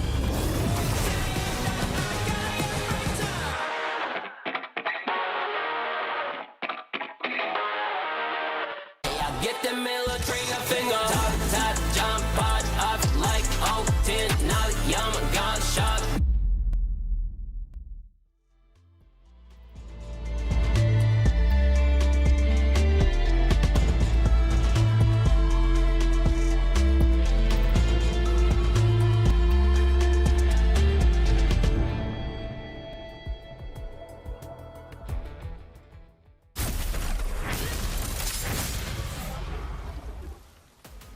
ต้องโดดใส่แล้วต้องโดดใส่มา1 2 3กูยิงซ้ายมาไอ้ผ่านเลือดแค่เลือดเลือด2ตัว2ตัวเดียวตายกูเทก่อนนะกูมาข้างหน้ากู2ตัวข้างบนกูยิงซ้ายมาซ้ายล่างที่ทางเดียวเฮียพอดีสัตว์ 2 games done in the lower bracket final here in the beautiful city of Sapporo in our day 3 of the ALGS Championship. 1 more game to go on E-District to see where our teams settle before we make the transition onto World's Edge. That's right, Vicky. We've got 4 games left and we are getting ever closer to eliminating another 10 teams. We had massive names go out in Elimination Round 1 earlier today, and we are going to have even more joining them here. it's a little crazy, this finals lobby that we're going to end up with. We've got plenty of the favorites in there, don't you worry. But yeah, for those who like dark horses, for those who like it to be a little bit more of a surprise, well, I don't think you're going to be disappointed either. No, I'm honestly seeing how World's Edge was prioed in terms of POI draft for a lot of these teams means that the action is just starting here in the series, right? 2 games done, and we already get to see teams soaking up a lot more of those points. Looking at 5F, though, specifically, I really like those comms coming at the very end. They were very patient through energy. That is their POI. And we get to see their faces. They were popping up earlier on in those comms, getting a little sleepy, but it's time to wake up after that dub. Got 7 KP. Newcastle, by the way, once again, will not be played anymore. He's back in jail for now after game number 2 before we get started here on E District. I also like the vibes here from Crazy Thieves. Oni smiling, was feeling himself just earlier after taking that first game. Yeah, it's a nice little change, isn't it, from some of the vibes we got almost all the way up until like the final game of groups, basically. Think about that mentality and being able to find that confidence. You got to ride with that momentum. It really started kickstarting for them at the end of the day yesterday. A little late, but this is the climb that they've decided to take. Got to hold on to that #1 spot, though, because it's not only about transitioning with the top 10 teams into that finals lobby, but you also want to have at least some sort of seeding priority when you come out of the elimination lower bracket final. Having a quick look at the scan of the scoreboard right now, and Citadel Gaming are sitting on a donut. Yeah. And that's not the one playing for Wolves right now, Vicky. That is a 0 points, and I am flabbergasted by that, to say the least. Zuni was one of the kill leaders. Citadel, as a team, were looking strong. How have they ended up in this situation? Look, 2 games in, 4 games is more than enough for them to grab a dub and, you know, maybe push their stocks up into that top 10. But wow, that is a rough start for them. The fans here too, getting creative. Wolves Esports having a lot of fans trying to give them their energy. No name specifically being called out, but it's 5F over in their POI of energy. Where will this zone be taking us here in energy? We keep talking about how often we see these northwestern circles. As we take a quick pause here before the action really kicks off on E District. Hopefully our players are loaded and ready to go, but while we get settled, look at this beautiful crowd in Sapporo. There are so many heads to count, and it's the second to last stage, Edom. Just imagine what this arena is going to look like and sound like for our finals. Right? I mean, I know a couple of people who said, yeah, I might just turn up for Sunday. So the fact that we've got the this many fans here for Saturday is a very, very good omen. Also, it means that they're way more dedicated than the other fans I was mentioning. Look at this. They're still coming out. VK Gaming. They want to see it. Do it again. VK Gaming having a great year thus far, but being able... Oh, my goodness. Look at the... Hold up. Hold up. I like what we're seeing here. Got the Sasuke pictures, too. Love the artists that we have in the crowd. They always have such a dedicated fan contingent here, and I love this. The you know, that's clearly not an old flag. They've literally got them there holding that EWC trophy. #1 gamers. And we've talked about some of the other, you know, heavyweights that have gone home, and BKG, I mean, they have to be in that conversation. It has been a big worried with, you know, QQ taking that break and how that was going to affect the team. But I think the consensus was still that, you know, what was it? To quote Jayhawk, I think it was like, you don't forget how to play the game. And the fact they've come in here and looked a little bit shaky throughout this tournament has given us some pause. So look, it's not over for VK just yet, but 4 points on the board after 2 games does give them quite a bit of work to do. 36 was our previous cutoff, so, you know, if we take that, it's something like 32 points more now that VKG would need across the next 4 games. 8 points a game, Vicky. Why don't we take a look at the stats, too, just highlighting how all of our teams have been able to move up the way that they have, especially on a map like E District.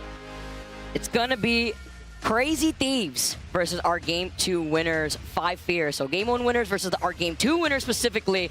And the difference maker, too, with 13 KP going at the hands of Crazy Thieves. And we did see Jen pop off on that Caustic, 8 KP specifically for him. Well, we get to see 5 Fears try to replicate that with 7 KP in total. Yeah, I bet 10 KP rather, yeah. I bet he loves game one. I bet he loves getting let off the leash like that. An aggro character, the best aggro character in Apex Legends right now, you'd have to say. I mean, it's weird because he's a controller character, but the way that his util works is just devastating. And obviously, Jen Burton is one man who knows how to use that to his fullest extent. And there's one of his fans right now. I love it. Our fans have been coming out in waves. I have to highlight, when you talk about Jen and the Caustic, I had to look at the damage immediately. 5 Fears still have more damage over Crazy Thieves after that second game, but the team that has the most damage is actually Oblivion, and you could guess why, right? With Monsoon and those snipers, he got like 9.1k damage done, but he's in the top 5 with the rest of his squad, sitting with 21 points. They gotta get those placement points aside from the KP and even the damage farming that they have been doing. As we get started, guys, thank you so much for your patience. Let's get this game number 2 rolling with 5 Fears. Once again, your winners of game number 2 to start things off for us.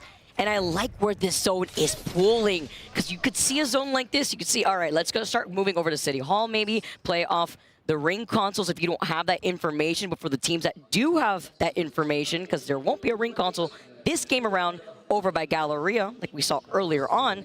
But Oblivion landing to the southwest side of Heights, do have a ring console and that survey beacon, so they're able to immediately fly into position. Oblivion wanting to get on top of the high ground over by Electro Dam, all according to plan, because that's going to be the farming sim again when it comes to the damage and those long-range weapons. Oh, they are just yeeting themselves into Electro Dam right now, followed very closely by Team Mango. We've noted this before, but they are playing the dual controller composition. They've got the Catalyst and the Watson set up, so this is basically best case scenario for them.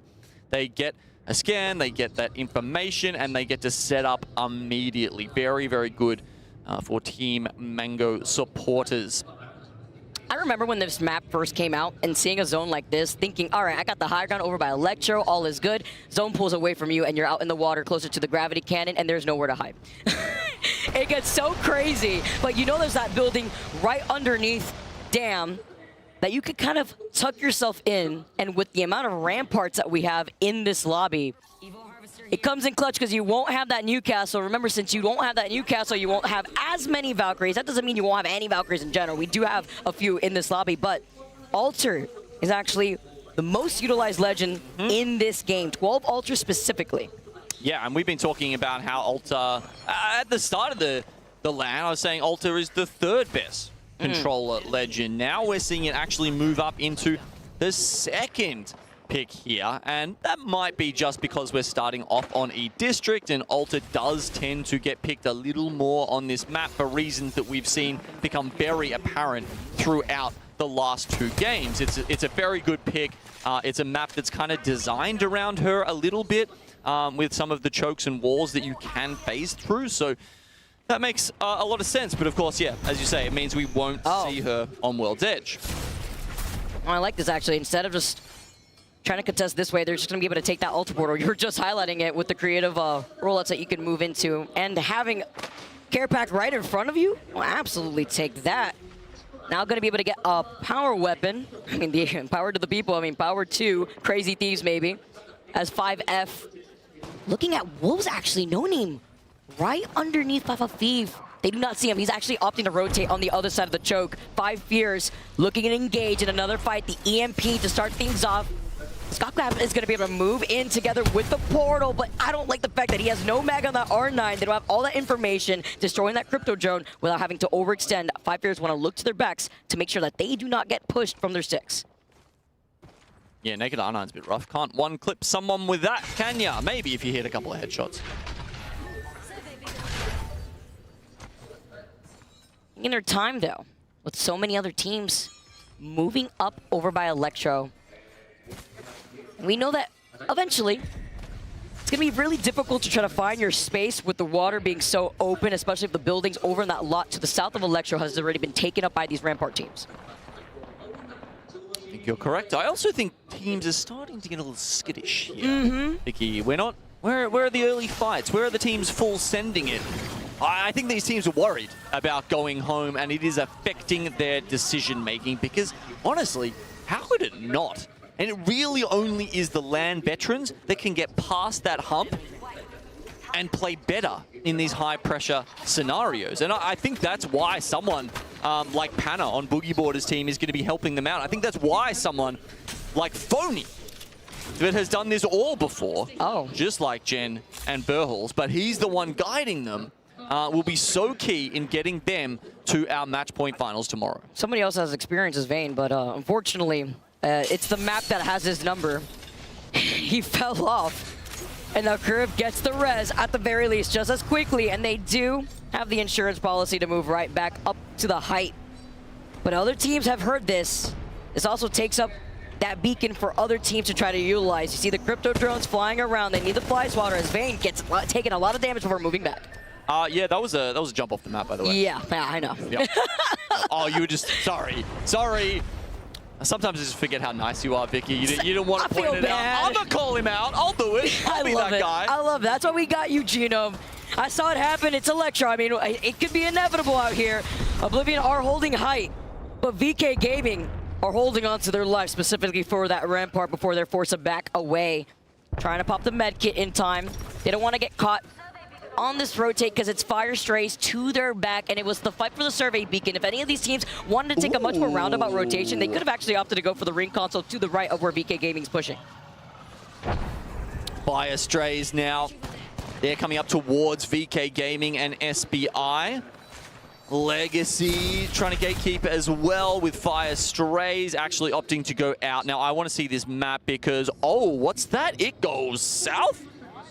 Galleria's in. Of course, as we said last time, won't end there. It'll end on the canals to the north of that. But as you can see, most teams clustered around the top of Electro Dam here. Not quite sure if they're expecting it to go that far south. Unlimited just kind of made it to City Hall, and I can tell you that's something I was expecting, Vicky, because I tell you what, in my pick'ems we had, what is the team that will take the most ring damage? I put Unlimit. These guys are very tardy in their entry to the zone, and I was close, actually. I think they were second or third, but... You've been really observing them on those slower rotates. You know what's crazy, though, too, for a lot of the teams that want to commit over on the high ground of Electro, if they're the ones rocking their ultra, they could just reset with their own portals that they maybe have been able to hide away to the south of this zone pool just in case they do not have a Valkyrie to try to reposition. As again, I believe we have like, what, 6 Valkyries or so in this lobby. As we now move in, rather 8 Valkyrie specifically, but much more of these ultras, a lot of these cryptos to get that information, as well as the ramparts, 9 ramparts specifically, Kino Trope getting that info while also still rocking the Mad Maggie.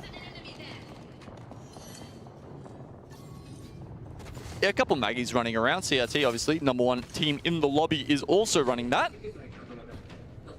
Here we're getting a view of some of our teams up the top of Electro Dam. You got Citadel Gaming there sitting to the southern side of it, as well as Fnatic to the more northern side. And then just below them on the second level, you've got Ninjas in Pajamas, who thankfully have managed to get all 3 of their members back up. But how do you lead from this position if you don't have the opportunity with an ability or even that ultimate to just go back down to the south of the zone? And they don't have that info of where that zone is pooling, but eventually they will have to move away from Electro Dam. Oblivion had to call that perfectly when they were able to take control over that no-name lot to the south of Dam that we kept mentioning. There was that other no-name lot that Team Mango's at on the edge of the other side of the zone, and Aurora are also looking at all the teams piled up on top of each other. You mentioned NIP, Fnatic, FaZe. We do know that there is an Evil Harvester that exits out of Lotus by that choke where Wolves Esports is going to be by, but Boogie Boarders are taking their time. They're playing objective, survey, beacon, as well as ring console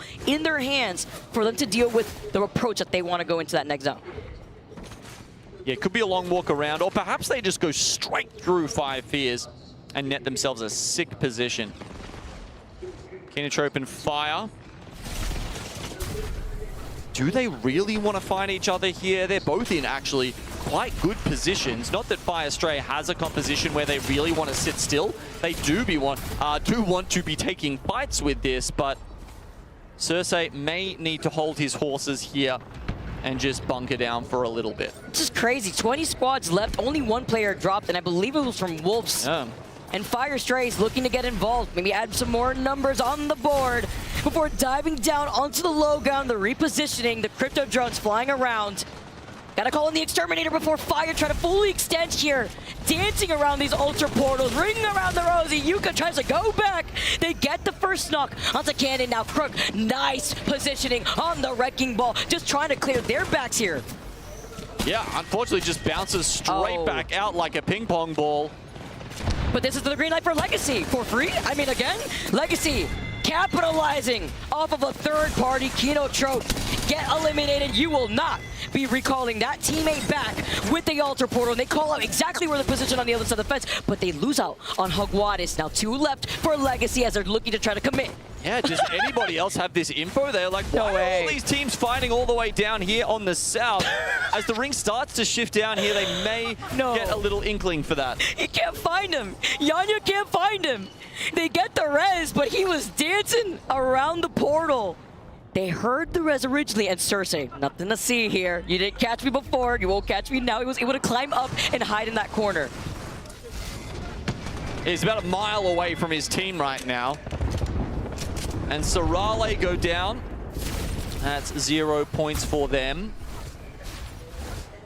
Boogie Boarders as well. Looks like they got cleaned up by Oblivion.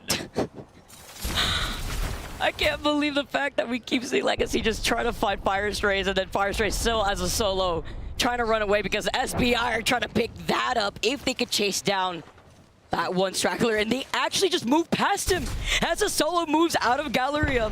It's inevitable before he runs into Crazy Thieves. But first, let's take a look at FaZe because they're isolated on that north side as a lot of these teams had moved down to the south of that next zone once they saw where the zone's pulling. And FaZe is the last one to kind of get the memo with so many other teams getting ahead of them. NIP being one of them, Grow Gaming with that Altar Portal. We're actually able to reposition, setting that up just in case they saw the zone move down. Yeah, nice little backup for them to have. You can see Team Mango's heads are on a swivel. Citadel Gaming finish E-District with 0 points.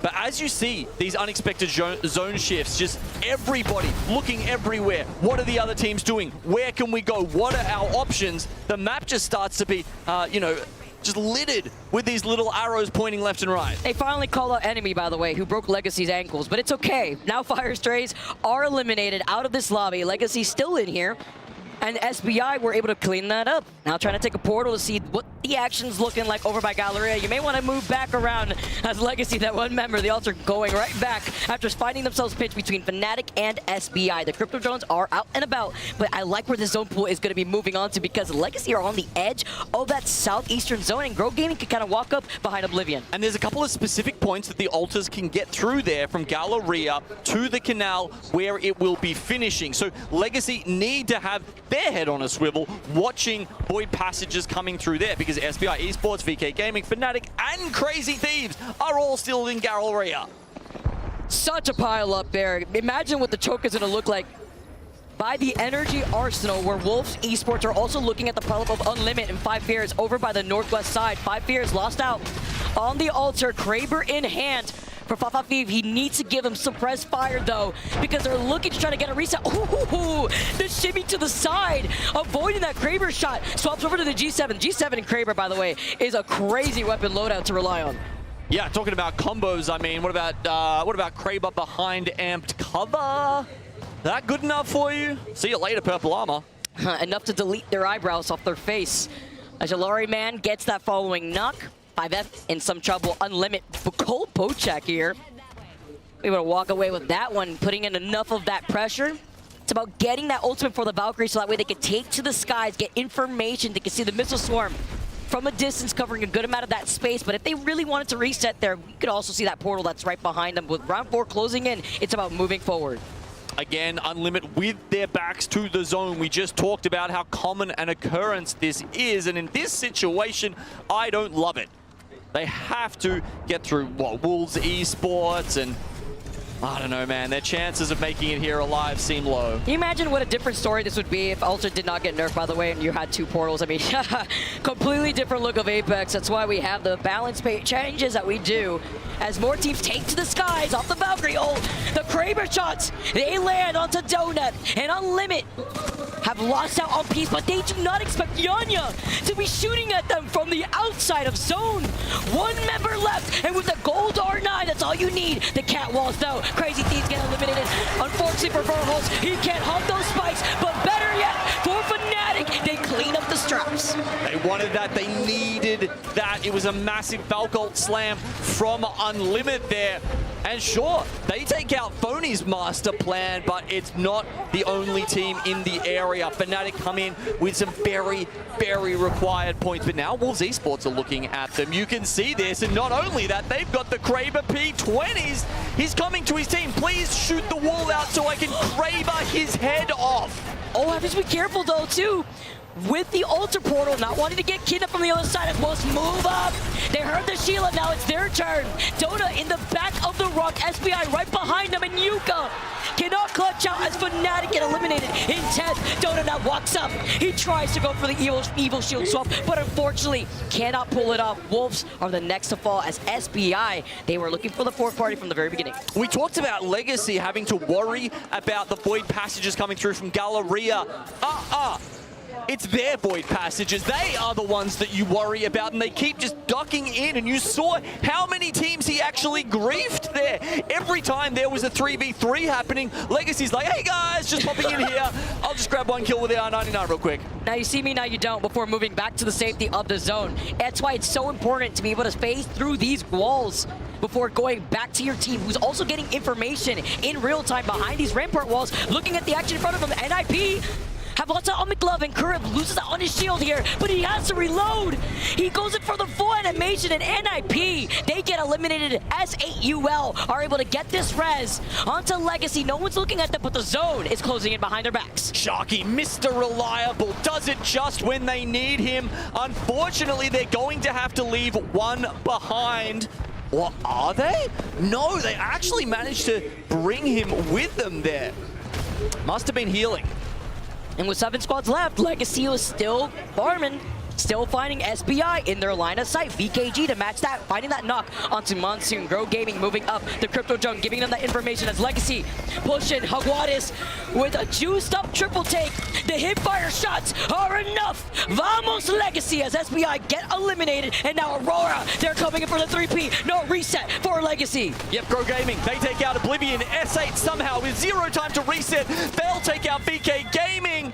But Aurora and Legacy swap positions. Legacy go back to their Void Nexus. Aurora should have taken that out on the come up. The Void Nexus, though, the insurance for Legacy to reposition is huge, and they hear this fight. Aurora looking up at S8UL, and Grow Gaming duking it off over by the north side, while Grow Gaming still have that slight height advantage in our last 4 squads left. Okay, S8, they are just trying to huddle behind any cover that they find, but they go center zone. All of a sudden now Grow Gaming are on the outside. Legacy, with the crypto that was still alive, by the way, was able to pick up the banner and get the res off the beacon that they called in right behind their backs. So all 3 members of Legacy are alive. And look at the setup that they have by the bus too. It's beautiful. It's looking stacked over there like a newly assembled Lego machine. We've got S8. They just managed to get a revive off as well. So all of a sudden, it's a top 4 3v3v3v3.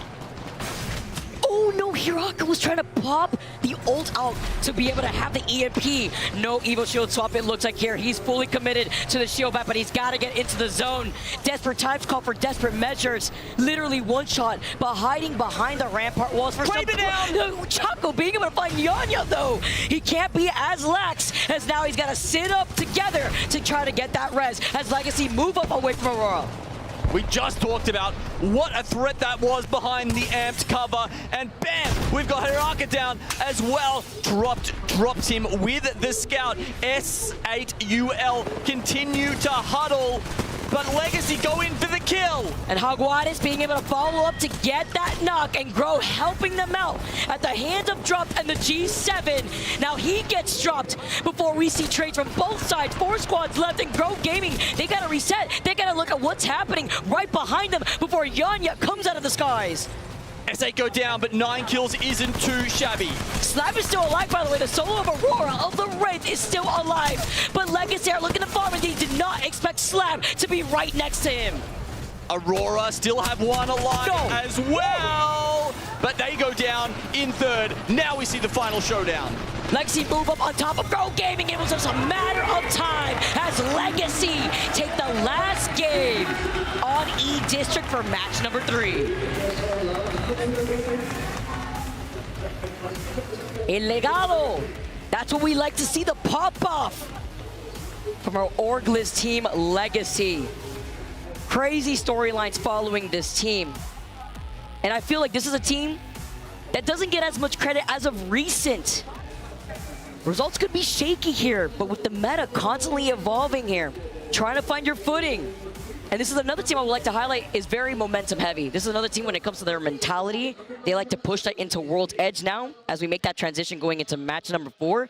But it's about keeping up the KP value that they've been able to find over the course of the last 3 games. Oh, they've got tons of it, Vicky. They're sitting on just about double as much as anybody else in this lobby right now. And look, we're only doing the first 3 games here, but as we hand it over to the others, Vicky, we can actually say, I think we've got one team in the match point finals tomorrow already, and that is Legacy. Here we go. 24 points for them. Grow Gaming pick up an important 15. S8UL, who we also mentioned were having a slow start, managed to grab 14.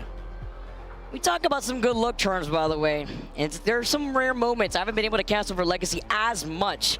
They were my pick of predictions going into this series, but I was not expecting Legacy to have 27 total KP in just 3 games. They sit at the very top with 48 points. Grow Gaming right behind them. They haven't found themselves a dub, but they have been able to find themselves KP. I mean, I love that from Legacy. It was one of the smartest, most aggressive, most proactive end games we have seen this tournament. The way that they were protecting the important space on the Electro Dam side of the wall, as well as popping into Galleria, and they single-handedly ended about 4 teams.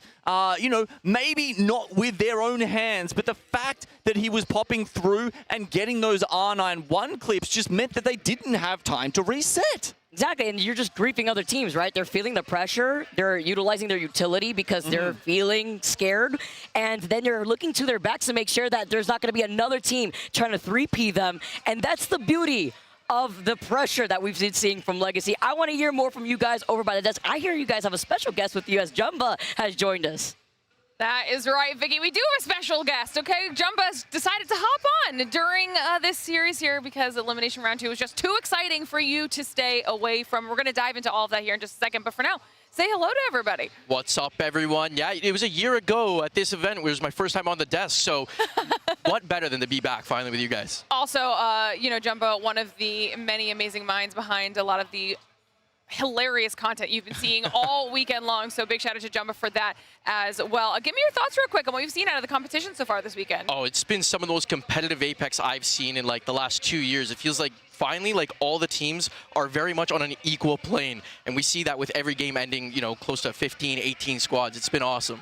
Yeah, this has been a very fun Elimination Round 2 so far. Lots of these teams starting to pop off when it matters, okay? We are now halfway through the last series of the day, and we're going to take a look back at those final moments to see how we've gotten to where we are. So, Snipe, talk me through match number 1. Yeah, this match one, we saw the Crazy Thieves honestly come out with the big one, but honestly the story was this fight right here with the NIP, and then we had Fnatic come in. This was honestly one of the most fun fights to watch this whole match right here, as you had Vayne going in the 1v1 right here. You see how intense this gets. It just shields all over the place. Fnatic gets a big win. You had the entire crowd popping off. And honestly, Crazy Thieves, they just put themselves in a really good position this entire time. They were playing from height. They were letting these teams play it out. And then they just decided to capitalize on it when everyone's down. So Crazy Thieves with the big win in the game 1. They've actually had a pretty poor performance in the games 2 and 3. So it was really good for them to get that momentum out right there.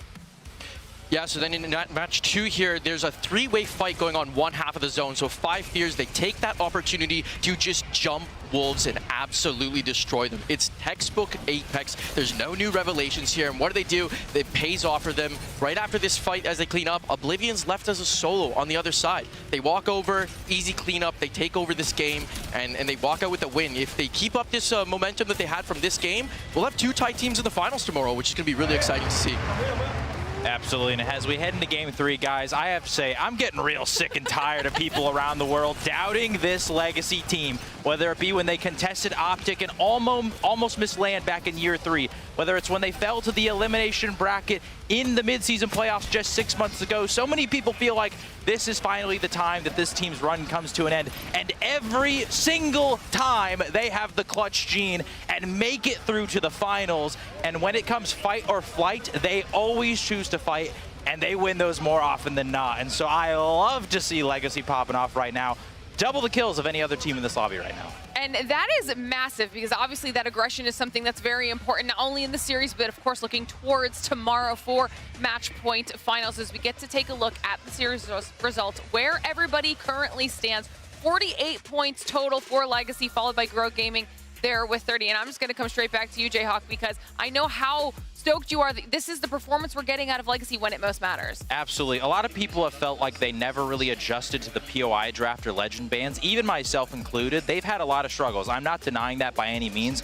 But when we get to LAN, these guys always seem to figure it out. I don't know what it is about the crowd, the atmosphere, the tension, but that is when they thrive the most. And so we're seeing it on full display here. And this is big too, because this affects their potential seeding. And we know that this is a team, like Vicky said, very momentum based. And so if they can get some solid POIs to allow them to continue this aggression, then they can carry that momentum all the way into Sunday. Yeah, we can see some stats here for them as well. The fact that this is the consistency that we're getting out of this squad, it's something we talked about heading into this series, Eric. It is so important to not only find that, but then clutch it out with the win as well. Yeah, I think we saw it early on in that very first game when they were going up against Unlimited. I think they got 5 or 6 KP on them, just chasing them around the map. So you could just see the confidence in what they're trying to do with the KP. But for them to get a 4th, a 5th, and a 1st place, and to get into those end zones, to understand, that means that they're taking the right fights. They're seeing that they can clear out their back, or they can push a team into 1v1, and you can tell the confidence that they have to go take those straight-up 3v3s. They're getting the KP, and they're getting into the positions they need to get to the end game. So usually this team just gets the kill points, but they're also they got 21 placement points as well on top of that. So for them right now, to build that momentum, it's as good as it gets for this roster. We even heard the casters talking about it. They've set themselves up well to the point where now it's looking like they're pretty comfortable moving forward to the next stage of the competition. But there are still so many other squads that are looking to do exactly that. One of the ones that we had spoken about coming into today was Unlimited. And you can see the difference here because this is going to be their group stage versus their bracket stage. And we're trying to see, what are we getting out of this squad? Are they capable of taking it through to tomorrow, Jumba? Absolutely. Here's the thing. Unlimited, we know that they're a team that comes out with the big damage, the big kills. Everyone talks about Yolari, man, but I think they even look over how good Peace is when it comes to that. So in a set like this, when that 10th spot might be around the 30, 35 points, they just need one big game. They still got 3 games here, lots of Apex left to play, and they can absolutely do that, get into tomorrow, and get in there with putting up the same amount of damage, same amount of kills. So we just need to see the stats that we saw in groups happening right now. Exactly. They need to pick it up a little bit here in the second half of the series. They're definitely capable of doing exactly that. It's going to be interesting to see if they can manage, though, because there's not a lot of time left. Another team that we have been talking about a lot, though, is, of course, all of our regional, local hero squads. And one of the people that we've been highlighting specifically throughout the weekend in a very fun way is Yukio. If you thought his games were done, you are wrong, okay? Because it is time for part 3 of Yukio's real Apex games. Yukio. 日本には福笑いというお正月のゲームがあります。皆さんには目隠しをしてもらってこちらの紙に、パーツを貼ってそして30秒以内に最高の顔を作っていただきます。このように。それではグッドラック。 That feels like them, yeah. I did not memorize where the face was, though. That feels high enough. Oh, wait, whoa. This paper's big. This paper's really big. You just noticed that? I'm way too high up. This is not the eye. No, this is the eye. Oh, my. Oh, no. I think this is the nose. Wait, if this is... All right. That feels perfect. That feels so good. I feel like I'm being outclassed here. How would I establish what's right or left eyebrow? I'm actually so confident in mine. I'm actually so confident. Not a thing I've ever been more confident about than this right now. Am I even holding mine up? Dude, mine's so... Wait, oh god. 3つ目のチャレンジ。福笑いチャレンジの勝者は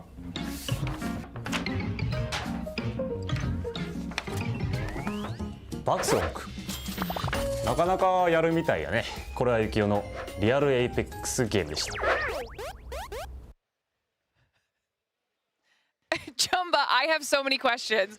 I have so many questions about that. You talk me through it, okay? Because you were competing in that, and honestly, I'm not gonna lie, yours did not look very good. Okay, first of all, they gave us like no terrible. instructions. They set us up for failure. And then did you guys see mine? Mine was different. It was way harder than the other two. And then you have Vax over there sabotaging, pulling the papers. I think Zane could have actually won that one, but Vax hadn't won any games yet, so he needed to do something to take. Saying they rigged the it. win there. They rigged it for his confidence. He definitely, a little bit. I don't know. I'm not saying that, but you know, you guys watched it yourself. But it was a blast. The games were all fun. Everyone thought I was going to do the worst. I still took the chopstick one. I was the best You there. went dummy so. stupid on that one. Yeah, you did do real well. Stupid. Yeah.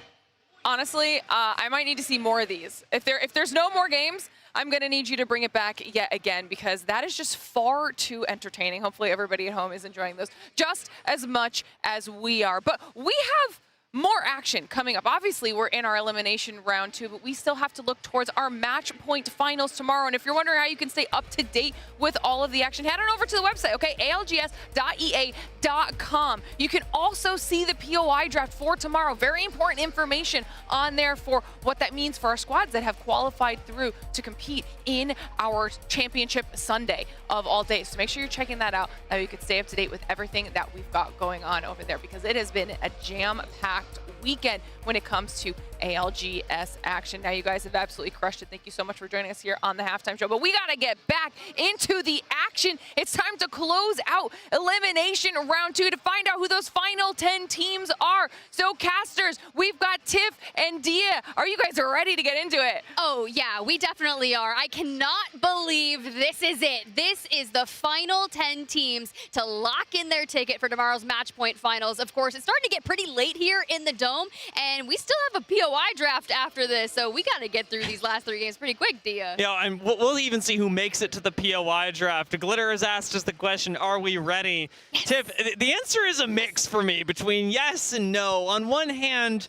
yes, we've been preparing our whole tournament for this, and on the other hand, how could anyone possibly be ready to say goodbye to 10 more teams and send 10 more on to the grand finals? The stakes are incredibly high. Yeah, they really are. Let's go ahead. Let's look at that POI draft that is here now for Elim Round 2. World's Edge. You and I got to spend some time on World's Edge earlier today, and now this is going to be the bane of people's existence. Now, Team Mango, they grab Landslide. I'm expecting quick rotates. I want to really draw everyone's attention. At the top left of your screen, Citadel, first pick Lava Siphon. Yikes. Not Skyhook West, which means that Unlimit got to come in and pick Skyhook West. As an Unlimit predictor myself for this group, this bodes extremely well for them. That's true. You told me I couldn't pick Unlimit. You told me I couldn't touch Crazy Thieves. You told me that I wasn't allowed to pick half the lobby because lately I've been a bit of a curse instead of a blessing. Yeah, I'm not a controlling person. It's totally fine. I believe in Strafing Flame and Easy Flash Kid and Crumbs, even if he can't spell steak correctly in the pregame lobby. I just made that clear. It's okay. It's all about controlling as many variables as you can. And sometimes spelling is the thing that goes, especially with this much on the line. As we move into this map, it is also important to note that Altar has been banned. No Newcastle, no Caustic, no Altar is a big change to how you're going to end up playing World's Edge when bunkering in buildings is that much harder, when setting up in the open is that much harder, and when moving through walls, the most incredible thing that Altar brings to the table is now removed. Well, thank God TSM's not in this lobby because we saw what Panic was doing with Altar and even the Wraith plays early on. Now, we did just get through some Legend Selects. I believe I saw a Pathfinder in the mix as well. A couple of Wraiths, some Rampart galore, which is very typical when you want to bunker down. My favorite picks, though, are the people who lock in Sparrow. You little geniuses, I know you're going to get pretty devious with that, but this is the beginning of the end. Match number 4 on World's Edge. Tensions are high, especially with the cutoff for our top 10 currently being at 17 points. SBI Esports, who currently sit in 11th, are at 14 points, and it is Legacy, who of course have that big lead. 48 points, 18 points ahead of Grow Gaming, who are in second right now. Both teams essentially a lock for the finals tomorrow. I know, you were just talking to him over there. You were like saying something and I couldn't quite grasp it, but hey, I think that Legacy is doing everything that they need here. We talk about what that 10th place cutoff looks like, anywhere from like 30, 35, could raise the bar here, but they should be safe. I mean, one of the most important things about Legacy, if you're coming out of last game, if you're thinking about their performance in the grand finals, is to remember that this is a team that considers themselves to be a very emotional squad. And when you've just won, your emotions have got to be doing pretty darn well. So keep your eyes on Legacy, because it seems like Vicky's prediction is going to be doing pretty well. However, it is Grow Gaming, our team currently in second, that actually get the zone pulling to them. A really nice thermal station zone with lots of possibilities. We could still go to the double-decker buildings on the north side. We could go to the center of thermal. We've got that whole area that Oblivion are rotating through as they move in from Harvester. And important to note that anybody who goes through Harvester right now is going to get a ring console, much the same with those coming through Mirage Etoile like SAUL. Okay, but this is very typical to what we saw Grow Gaming do in a similar circle earlier on in our series. They stepped right on in, but instead of SBI, it was Shopify Rebellion. And Shopify Rebellion struggled from this position, and SBI already have Mike being picked off. Now, they will get a reset because it's Grow just putting out that poke damage, and they're not necessarily ready to full send this area.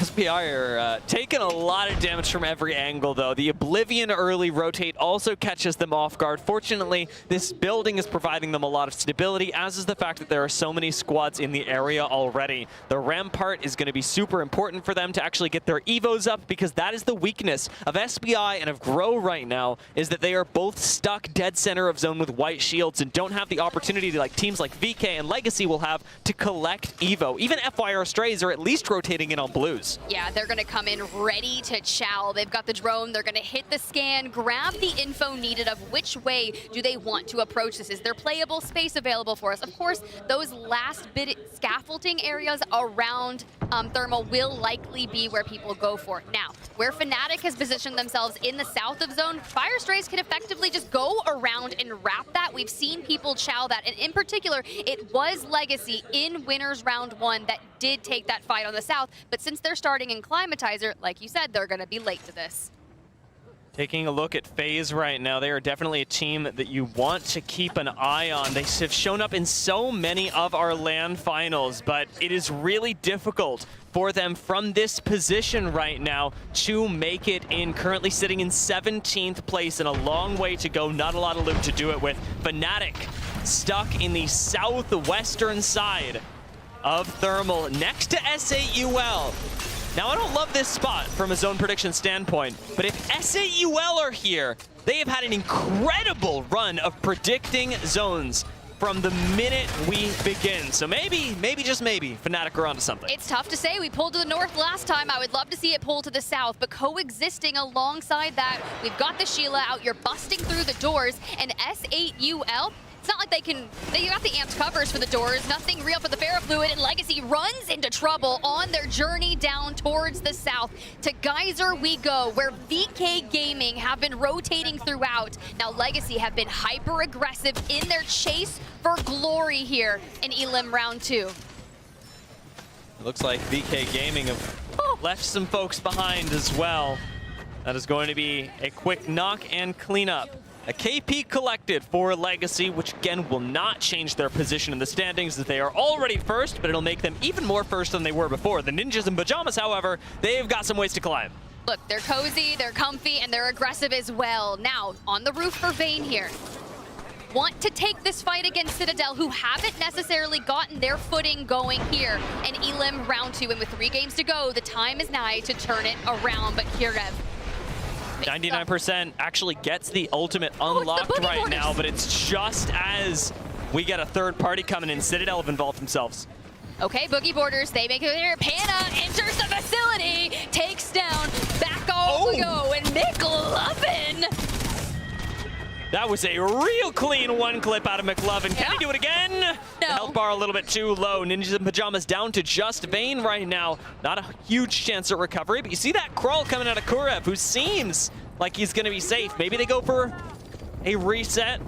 Still in the hands of Ninjas in Pajamas, as they do have one left standing. 20 squads left. We've yet to find the first strike. Oh, Boogie Borders is not out of it yet either. One member still trying to get out towards the east. And Citadel remains calm for now. Look at Ninjas in Pajamas. Kurev gets out of there. He's back on up, and they might get a full reset. Oh, what? I mean, Getting even one back up is good. The Boogie Boarders have completely disengaged, moving towards Legacy in Lava Siphon, while meanwhile in Thermal, Aurora are setting up in the scaffolding right next to Cereale. And if people are using the scaffolding, you know we're running out of spaces in Thermal. That's true, and you know Aurora, they're down here in Elim Round 2. They have won LAN championships, and we are struggling to get into the top 10. And Citadel looking for their first points, grabs one, gets traded on out, and it's just Zuni here, alternator in hand.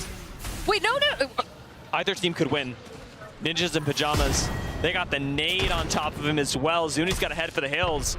That'll be 2 KP going over to Ninjas in Pajamas. Boogie Boarders are found out by Legacy as they swoop on in. Racky's not going to get the reset that he wanted. The fact is we are shield batting in the open. We smoke on forward. Cover, but it's Ninjas in Pajamas out to the right. At least you have the Bangalore passive to give you that extra speed boost out into cover. Not giving up the chase, and not a bad idea either at this point in the game. It is a pretty isolated 1v1 that'll be happening. McLovin ready with the Maggie. Jarrell confident as he steps up. Does he miss the shot? No, he does not. Citadel Gaming go out, and they are our second squad to fall in game number 4. In the last minute alone, Ninjas in Pajamas have gone through 6th place up to 2nd with 30 points. Now, granted, we are a long way off from first, which is over 50 points. But as long as you can break through that 35-point margin, your journey to stay in the tournament for tomorrow is feeling a lot better. Let's think about that 35-point margin as well. Citadel Gaming currently have 1 point and are out of game number 4. They are going to have 2 games to move up to 10th place in extremely tall order, and I fear they may not be tall enough to ride. And I fear that we're not going to the north, we're not going to the south. We get the bounce back towards the east. So look at Legacy having cleared out Tree, but the SAUL Fnatic fight, it's still been going on. The poke and the prod, Yuka just needs an opening. Destroys the edge cover through the window. They've already got one down. He just needs to find the entryway. Shark through the window. Great cover by Jesco, letting that reset happen. Yuka still looking for an entry in, but between Rampart walls and again, Legacy on the high ground. How do you actually get here as Fnatic? I'd like to see them retreat back to the building. They didn't get this done in time. At SAUL, they've got a full defensive reset. Well, he drops the Bangalore ult straight onto their face, but they can just bunker down inside on the top floor. You can see that it is just being the negative rotate they need out of there, right? We back on out, and Fire Strays have moved into the equation. That is likely why we brought out the Bangle, so we could retreat to cover. A super nice play, both out of Fnatic to test that limit, and SAUL to show them where the line in the sand is. Fnatic having reset a whole lot safer for now, but it's Unlimit on their rotate in on the edge. They now have a lot to contend with, running the Ashe and Maggie with the Seer. This squad has a mission, and it is to isolate and destroy.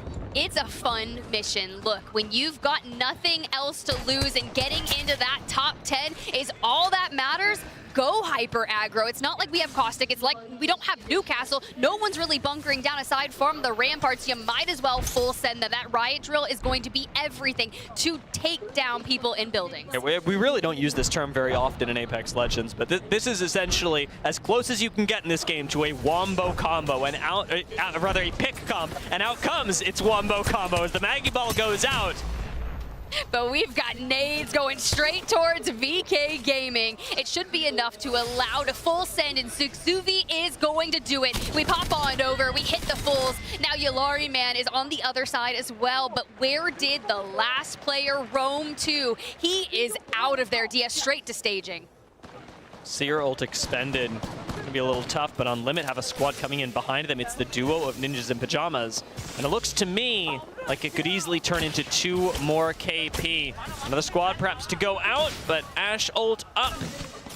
And Unlimit, they're actually gonna keep this as a 3v2 in their favor and in a big way. Oh.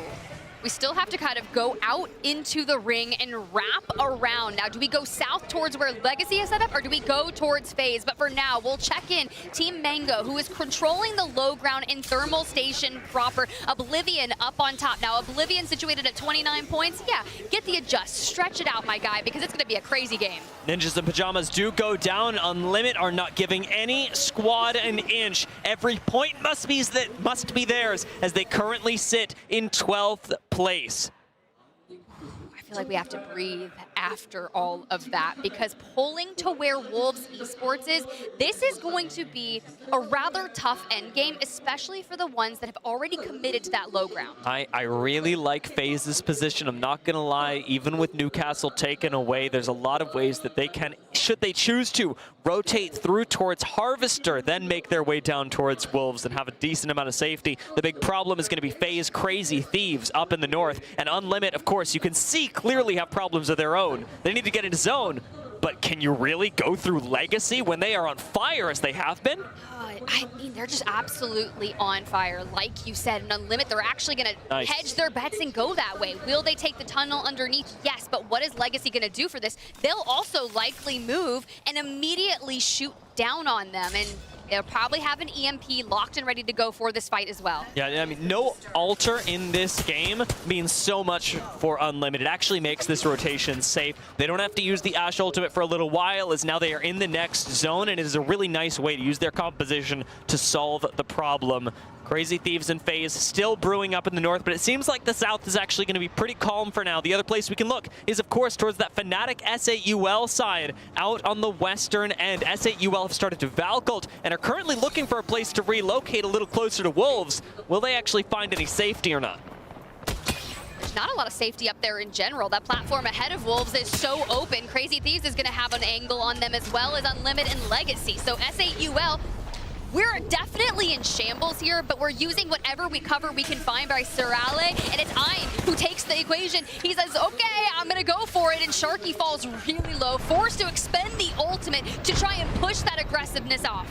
Scaffolding has a lot of cover, but Sharky, even with all of that, can't actually make this transition safely. It is just Legacy left up. Surale does get one traded out, but it should be an easy recovery. It should be, but it was looking gnarly right there. Naga almost had his wings clipped through the cracks of the scaffolding. And now instead they run out on the right side. You've got Reg there. Blinkster wants to get involved. He's almost got it.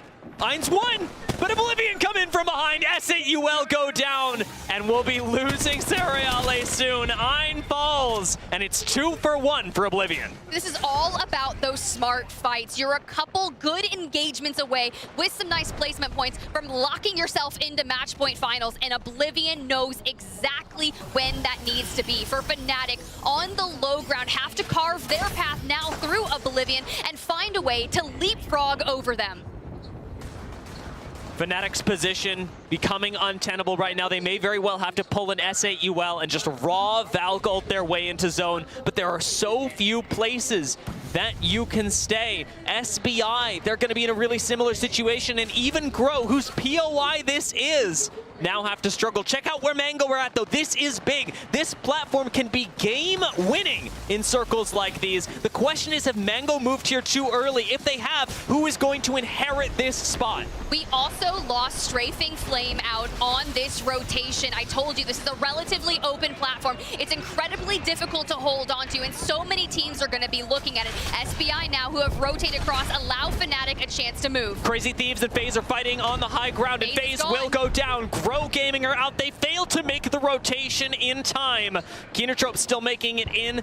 FYR Strays, they've got a spot. Oblivion have no place to be right now and are going to be forced out of the scaffolding right into the line of sight of FYR. And it's not like they have a Valk to be able to get out of there. We're going to have to use whatever we can do, Blinkster, Portal, anything, but we have to worry about that high ground where Team Mango, that duo, is still alive. Keenertrope has just gone down, and we're going to see how Oblivion are approaching this next fight. Do not peek, do not do anything. We're good. Yeah, all running. They're evaporating. Chill up. No.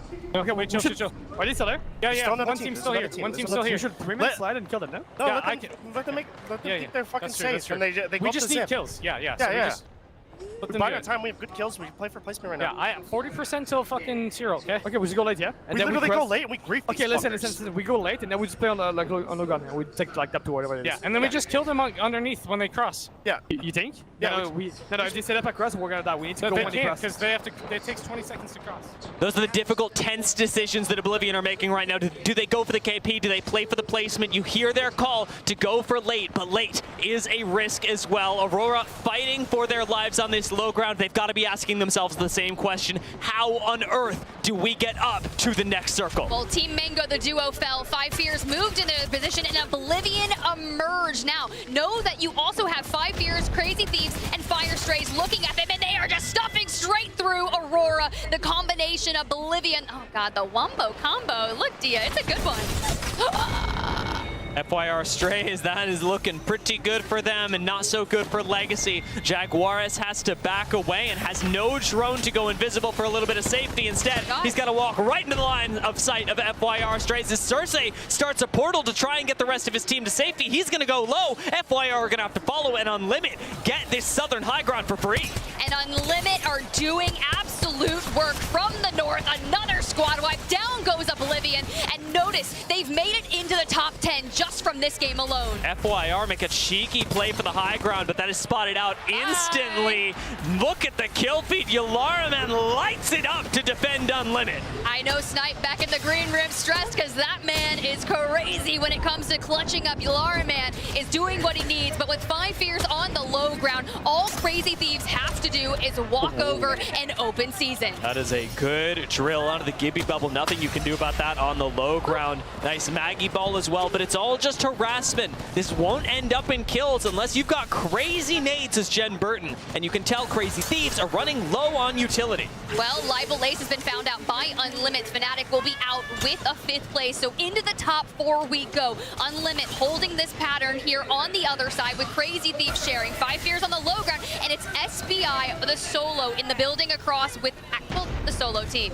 Normally, Crazy Thieves and 5 Fears have the platform that should get you the end game, but because Crazy Thieves and 5 Fears are on the same platform and Unlimit are right next door, these 3 squads will have to share a lot of space. That might open the door for SBI to win the game just because nobody has the luxury of focusing on them. Well, the best part about this is the Crazy Thieves, they've got Maggie. They also have Catalyst. They can drop a wall. They can cover themselves for a bit. But Unlimit have that hyper aggro comp right now. And I'm just looking at cooldowns, and we're moments away from getting that Maggie ball. It might be the perfect opportunity if one member from SBI oversteps. I would love to see Unlimit attack the building with fervor, because 5 Fears are not going to do anything for as long as they can manage. As this zone closes, it's all the squads on high ground that have the pressure put to them first. Well, they're all staring at SBI for sure.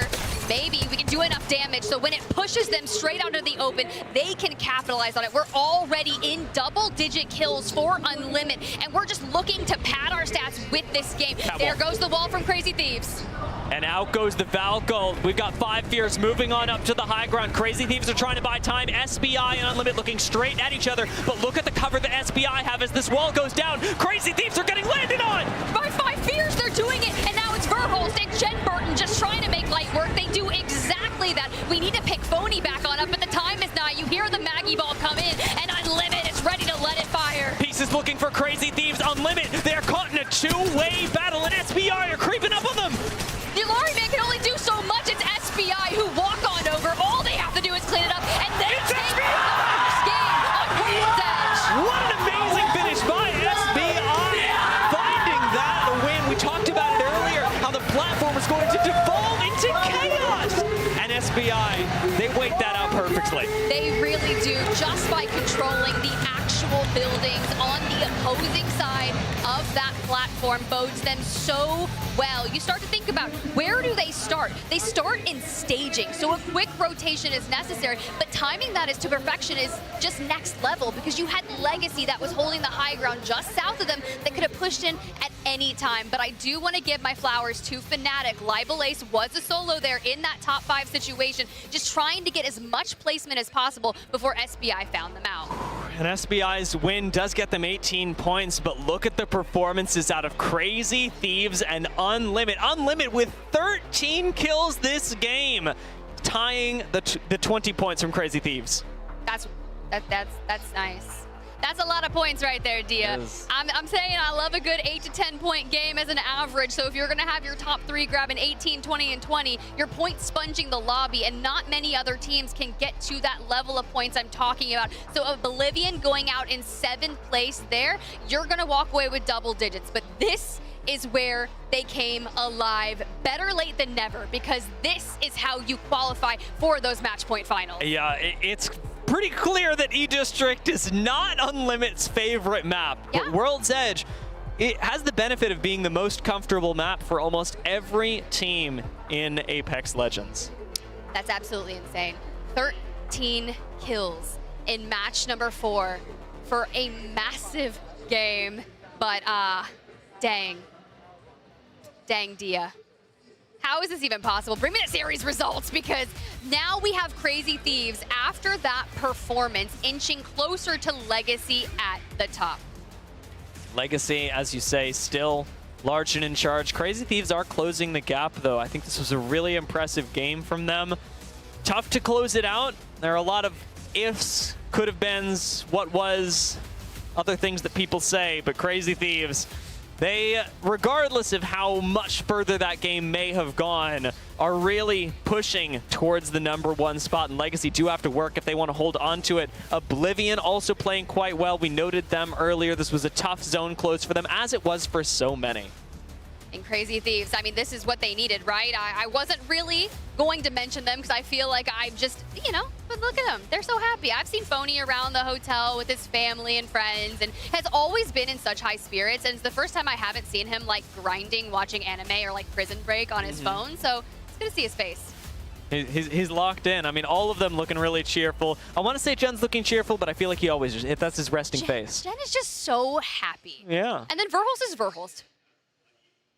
Legacy also having a good time. We did mention their nature is a pretty emotional squad, and it's working out well for them right now. They've got 2 games left to go on World's Edge, 2 games left to, I want to say, secure their spot in the grand finals, but really it's more about deciding, as you said earlier, who else they want to be competing with on Sunday. And I think that's one of the scariest things. Once you get to a certain level of points in Elim Round 2, I'm not saying you're going to throw your game to make sure a certain team doesn't make it, but we definitely have seen something of that nature before. Now, Legacy is directly behind us, so we get to witness a lot of those celebrations live here, and it's been crazy, guys. But there's so much more action to be had here in the Daiwa House Primus Dome. We are just getting started, baby, but there's 2 more matches left to go to decide match point finals.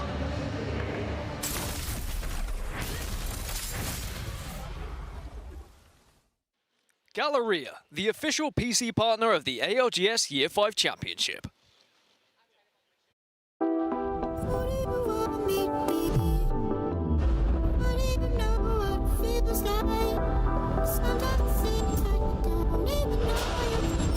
Inside the Primus Dome.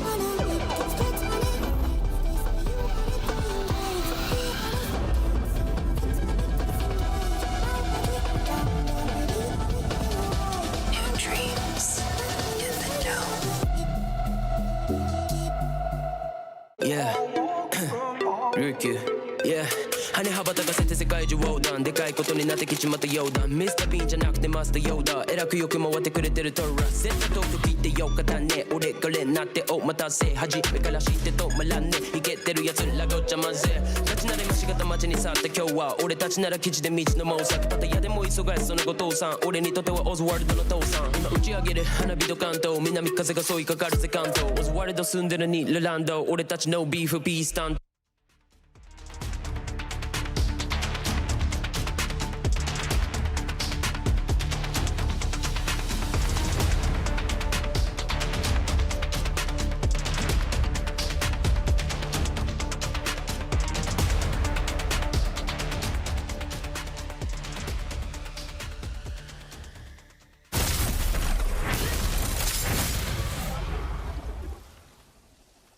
奥ダリにバイトするからゆっくり巻いてゆっくり巻いて今ロゴ出た3位奥3人踏んでる左側のパンチ3人踏んでる今バイトしてるかも左バイトしたのロゴ見てこれさ、多分左が有利、左が有利。今ロック1個出た。左有利。やってやってやって。いやこれ。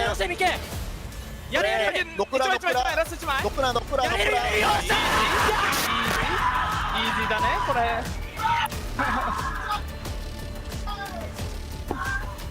And those celebrations are just getting started. We've been seeing some happy faces all day here in the bracket stage at the Year 5 ALGS Champs live from Sapporo. And I want to give a huge shout out to our crowd that has been here with us since I'm at least like 5, 6 a.m. A lot of people lining up early to get the best seats in the house in front of their favorite teams to cheer them home on Sunday. Quick reminder that on Sunday we are sold out. That is a full house that we've got here to celebrate the best Apex Legends in the world, and we are getting closer and closer to that with every match. SBI's win last game, incredibly impressive, and now with only 2 games left to go on World's Edge, what for half of these teams will be their final 2 games of the tournament.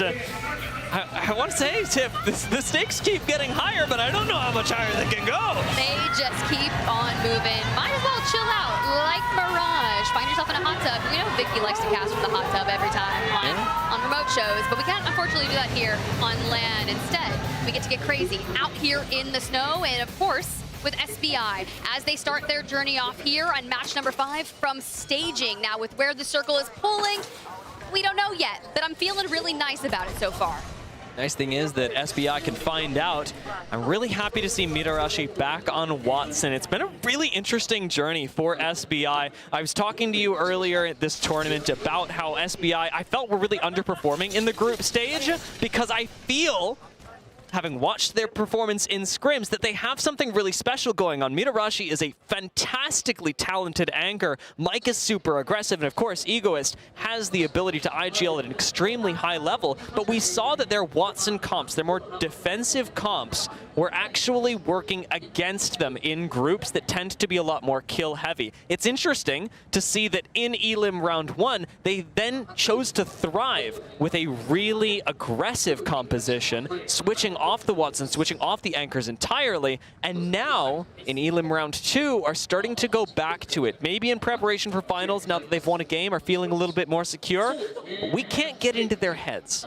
Yeah, it's really tough, but you have to be able to flex and think on your feet, especially in the group stages when you're finding your gearing, your footing against all of these teams that are also still scrambling and trying to get equally comfortable, so that in your hopes, when you move into the bracket stage, that you just smooth through and you get to Sunday. But if you find yourself here in Elim Round 2 and you started your journey in Elim Round 1 hours ago, the fatigue starts to set in, the mental, it's tough to maintain that. But when you go ahead and you net yourself a win, of course, in match number 4, the last 2 games, you just have to take it home. And think of their earlier series, Dia.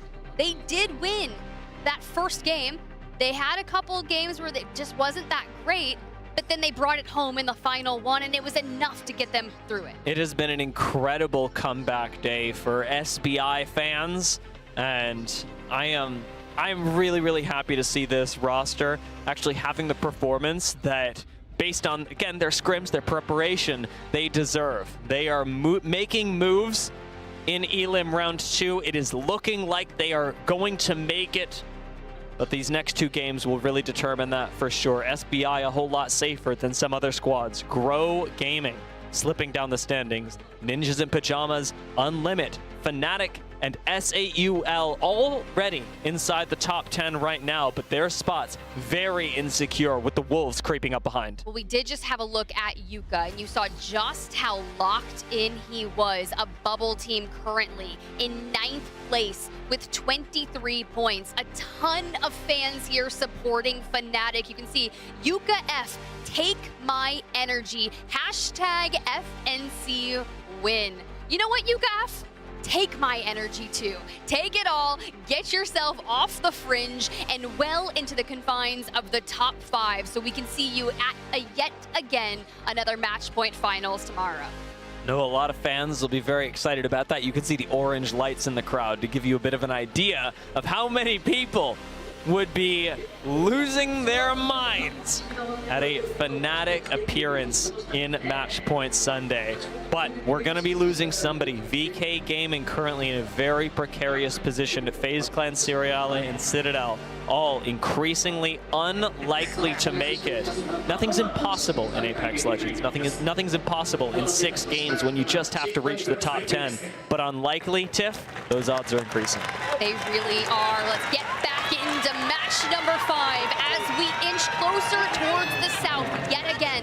This time, it's not Thermal Station. It actually intersects above launch site. So teams like Boogie Boarders, Ninjas in Pajamas, FYR Strays, we're feeling pretty good, even Fnatic and Oblivion. Aurora have ring console. Citadel, funnily enough, in Lava Siphon have ring console. Remember that they first rounded Lava Siphon, a fantastic place to play zone from. They have a zone on top of them. They have ring console, and they are negative rotating because Citadel do not just need placement points, they need kills. And those so often are found on the edge of the ring where they could run into Aurora. Friendly reminder, y'all, that 10th place position held by S8UL is 21 points. That means Aurora needs 2 good fights just from this game alone. If they're not getting placement points, that would push them in. And then, of course, you have to start preying on the downfall of teams that are ahead of you, and that's really tough to do. We've seen how that works. You can never count anyone out when it comes to the last 2 games in a series. It comes down to the finest margins, tiebreakers earlier on. It's not what you want to place your bets on. Crazy Thieves, one of those teams that is pretty comfortable, pretty locked in right now, are caught in between a couple of squads. VK Gaming and Seriale both moving down through the Lava Siphon and Harvester side respectively, with 5 fears on the back of Crazy Thieves, and all out in the open. It would seem like a risky spot. It would seem like a position where you'd get caught on rotation, but the Crazy Thieves seem comfortable waiting for other squads to rotate ahead of them, holding this awkward position for a little while, even on white shields, and then making their move patiently. Good check-in here with Grow Gaming. 6th place, respectively. They grab that scan. They find 12 neighboring enemies, and it allows them time to keep moving towards the tree. Now, do you carve up towards the Harvester side, or do you actually go all the way down south? For me, I'm going to feel more comfortable rotating down towards the tree on that low ground, but you have to hedge your bet for that next circle pop. Are we pulling into Lava Siphon itself, or do we back on down to launch? Yeah, I mean, even FYR Strays in tree could get kind of lucky if we end up going out towards the bridge that connects Lava Siphon and Tree/Thermal. Right now, it's anyone's game, even with these squads that are right on the line. Who is going to make it, who will not? As we mentioned, Grow Gaming not quite secure in their position, but you can see how tight the margins are to make it into the top 10 at 21 points. I mean, I've seen teams easily crush 21 points in a single win. I'm not sure what the largest game that we've seen of this tournament thus far is, but I know we've hit 30. So, you're not out just yet. But for Seriale, they made it to the low ground, and Libelace extends out. Do we see him actually dive on down to finish it? But keep your eyes on Kenotrope out towards the left. You can't full send the low ground unless you're prepared to deal with a third party. As Fnatic actually send Libelace down. Sir, third party. Won. Well, I can't believe he got. Did he get back up? Did he fall? I think he fell. He's down. He's on the ground, and it's Kenotrope from the bridge who are now getting punished by the Mango. Team Mango, who are on the fringe as well, needing a couple of fights to get themselves into a safer position. It's a really awkward position for Fnatic. They could drop down. They could risk it. But Kenotrope are looking right at this. A smoke from Yuka F makes it a little bit easier. You'd like to do some damage, but I think unfortunately for them, you don't really have a choice. Like you say, this is your Valkyrie that is on the ground right now, and they are expending ultimates. Yuka is forced to buy time. You said he was locked in. He's got to be super locked in to make recoveries like this happen for Fnatic. Well, you have to expend so many resources, right? But you know what? Libel's on his feet. He's back up on the top, and Team Mango moving onto the bridge allow this to happen for Fnatic. Really nice pickup for Team Mango, who have also really stepped it up today. They're currently just below the top 10, but that doesn't seem to bother them one bit. Team Mango have had confidence even with the lackluster group stage. Oh. Last member of Keenatrope found by Strafing Flame, but he's not taking the 1v1 alone just yet. Gonna swing on this with a little bit of help from his friends and end up finding the end of Keenatrope Gaming. Power of friendship goes hard here in Apex Legends, that's for sure. And I love that we do have the catalyst on Team Mango. It allows us to reinforce these doors that have been broken out and chase and return back towards the bridge. Now, you can play from this position well into the next circle. And for the teams that are still coming from the north, we can just gatekeep and take all of those kills. For now, Fnatic may be difficult to move upon, but once you have that wall, it'll provide you cover. However, think of the timing. Much like last game, our first two squads to fall are squads that are in the bottom 10. Keenatrope Gaming and Seriale, their matches are getting extremely hard, or rather, I should say their matches. They have a single one left to play to bridge the gap between where they currently lie and 10th place. SAUL moving down through tree, a squad to keep your eyes on. Notably, they are not inside of second and even third ring, something that is very unusual for this team that normally makes quick rotations, quicker than anyone else into Zone 3. And we were talking about what that circle was going to look like. Would it pop down towards launch site? Instead, it goes up towards Lava Siphon. So for those teams that were going on that southern side, truly will have to go through SBI, Boogie, or they have to fight their way through Wolves and Fire Strays. FaZe Clan and Crazy Thieves fighting up north is interesting on its own, but take a look at Unlimit moving up behind them as well. Legacy negative rotating. That we are definitely going to get a clash of at least 3 squads in the northern side if this continues going as it is. But right now, the focus really lying on those squads from Tree that are going to have to adapt in the next couple of minutes. Team Mango, who, as we said, took out Keenatrope earlier. Grow Gaming, who are currently in Tree. And we saw SAUL rotate through here earlier. It is all about hitting Tree real quick and getting out of there as fast as possible, because Central Lava Siphon is where the game is ending. And you have to think about it this way. Aurora and Oblivion have been here since pretty much the start of match number 5. I don't know what their economy looks like, but at least I do see some blue shields. But we cannot have that many goods because you haven't taken any real fights. And with VK Gaming situated across from Aurora, it's not like we can extend out to take some of these neighboring areas. The Crazy Thieves rotation to avoid FaZe Clan has taken them right into the line of sight of Citadel Gaming and Legacy from behind. None of these teams too keen to fight just yet. Even Crazy Thieves disengaging out towards the eastern side. Nobody wants to take a straight 3v3 if they can help it. In real Apex, in professional Apex Legends, a fair fight is the last thing you want. Oh, you want to skew it in your favor all day. The timing, you watch the kill feed, you see how many knocks are on the other side, and then you push. For FaZe and Unlimit, well, they're brawling and they're brawling at Harvester. Here comes the EMP. Maggie Ball in the back pocket there for Yulari, man. And of course, we do have the Ash Portal if we need a sudden dash away. And so far, everything is just burning. FaZe, Cinetic, low on health, and it's Nags, the fuse pick here, coming on through, and we are just full sending the chaos straight to Exuvi. Exuvi doesn't even go down to the knuckle clusters, crazily enough, hits another silence, but there are so many grenades coming out of Nags' face right now. Citadel are fighting Crazy Thieves on the other side, so while FaZe and Unlimit take a breather, the eastern side of this ring is lighting up. Unlimit do find that first knock in this fight, taking down Nags, taking down Cinetic. That is 2 for them, leaving just 1 member of FaZe standing. You have to imagine, where did Zane go? You see him right there, Mango just ahead of them, and it's Grow Gaming who have now taken the bridge from where Team Mango were. Elsewhere, the Crazy Thieves have met their match, are not going to make their way into Lava Siphon.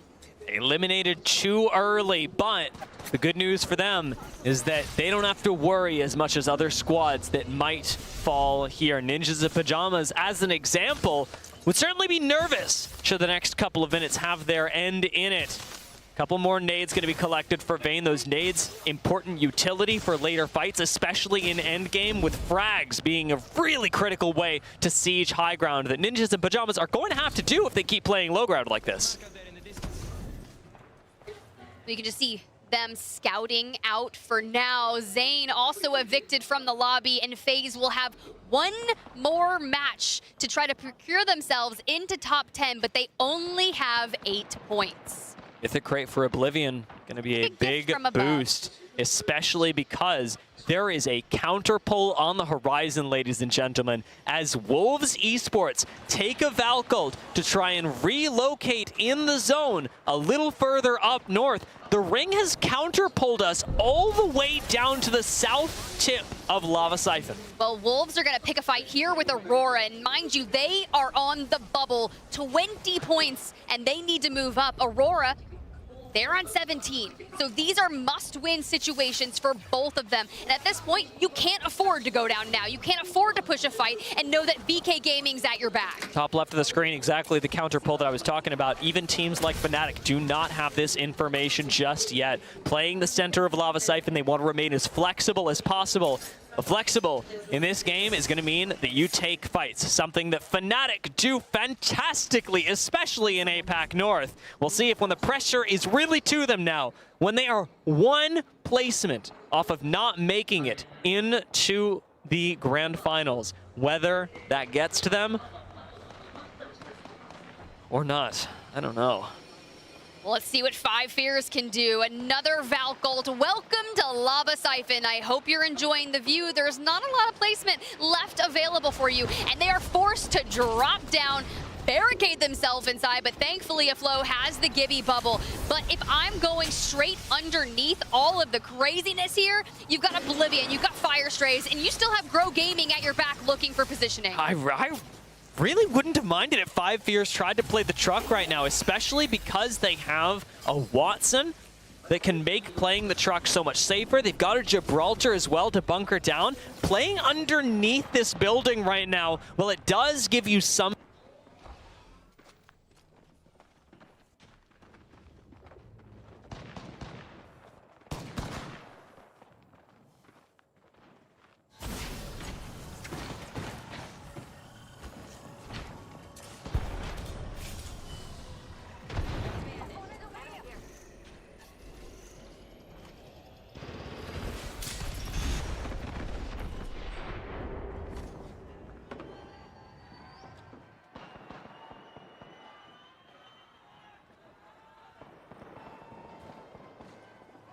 Let's check that.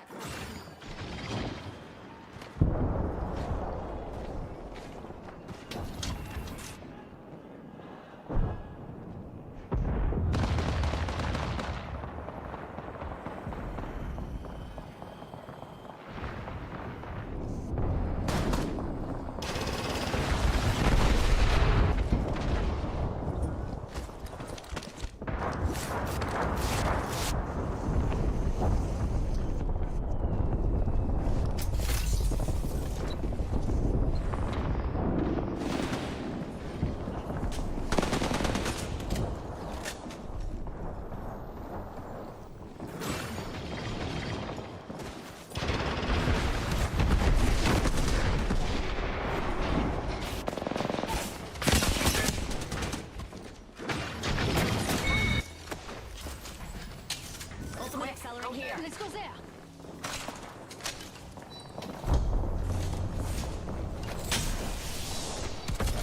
The enemy's far. Let's go there. Let's scan this area.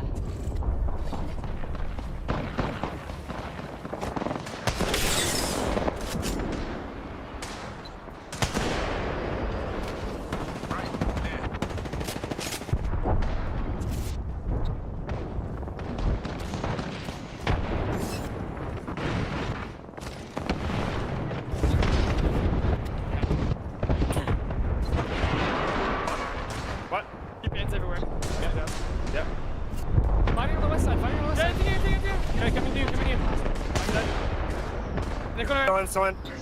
Yeah. I'm watching our stairs the entire time, okay? Yes, peek. Hey, come on. Hey, we're good. Oh, I got anyone. What enemy? We're good. We're good. Good? Yeah, we're good. We're good. They're just playing below. They're playing below.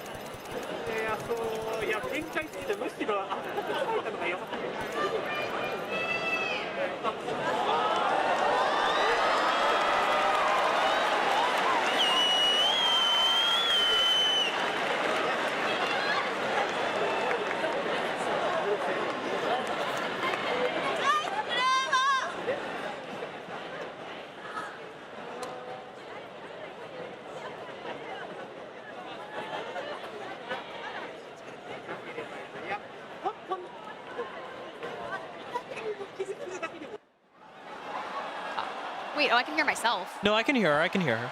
Say something again. Hey, Dia. It's Yeah.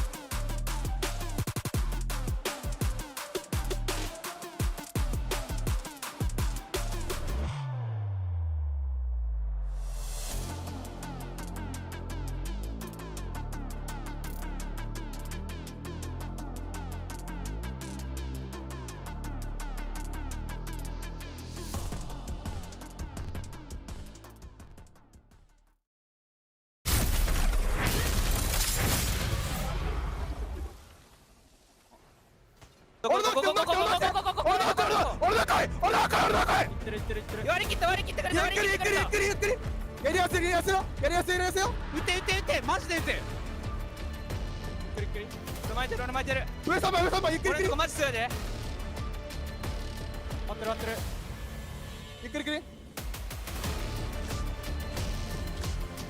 やれやれやれ蹴る蹴る蹴る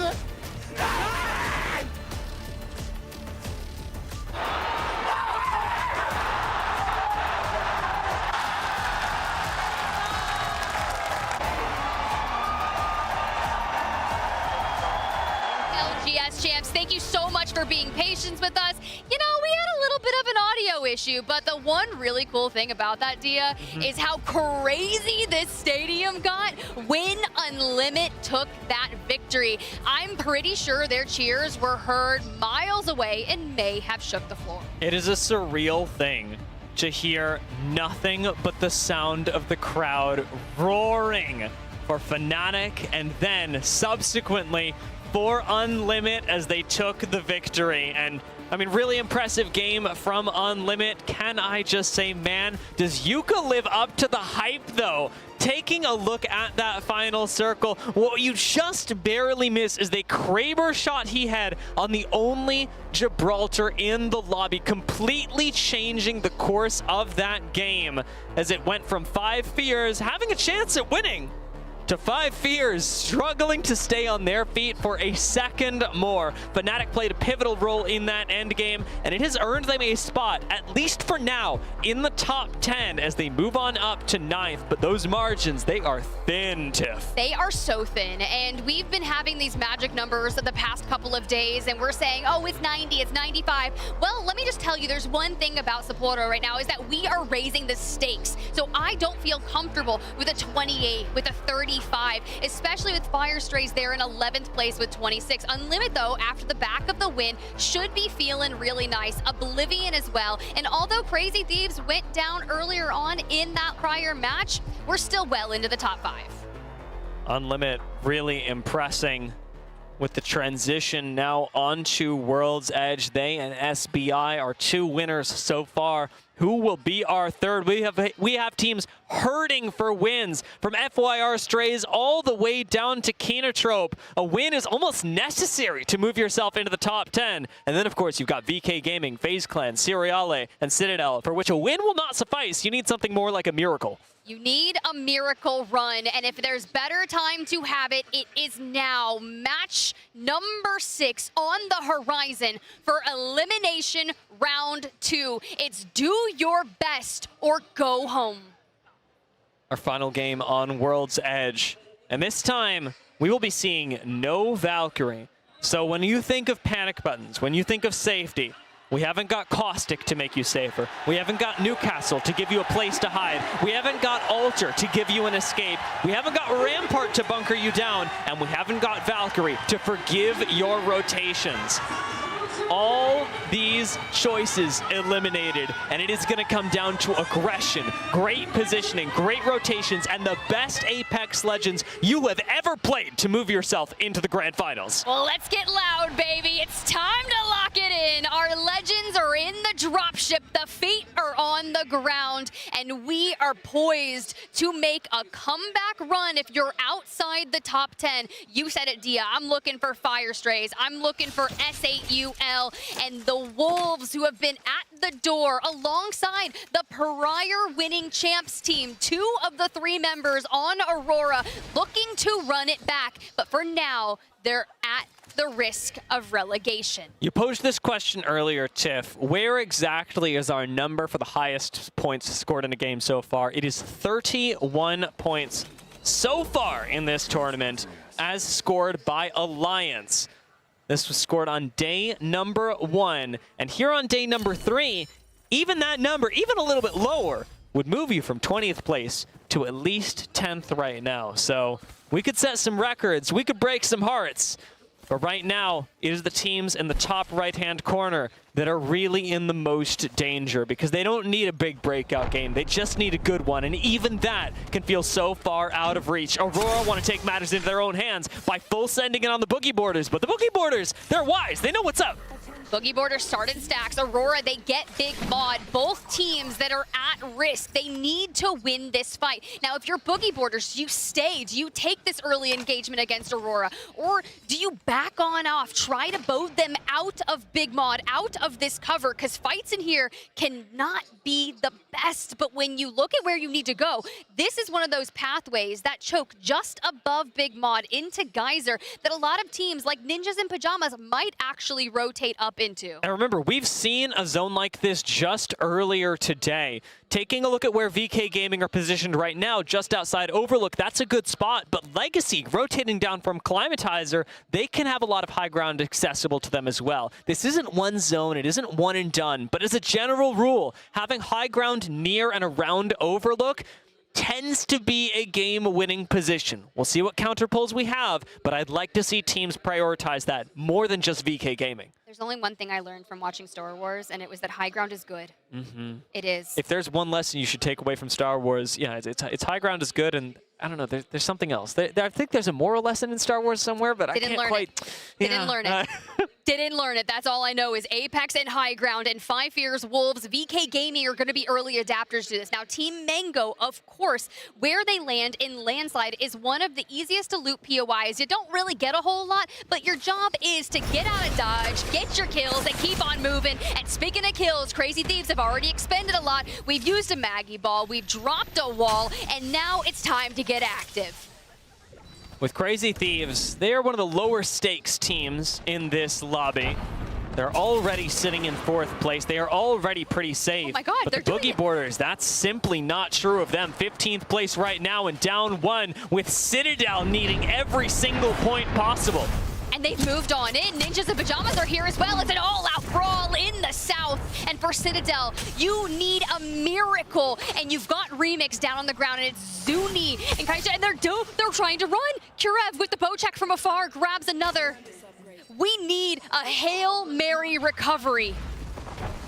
To be honest, I think you're getting out of here right now. SAUL, they found a member of Cereale. Not a bad spot for them, but if you're Citadel, you're looking towards the recovery. You're looking to rotate south, negative rotate as far as you can, stay out of sight.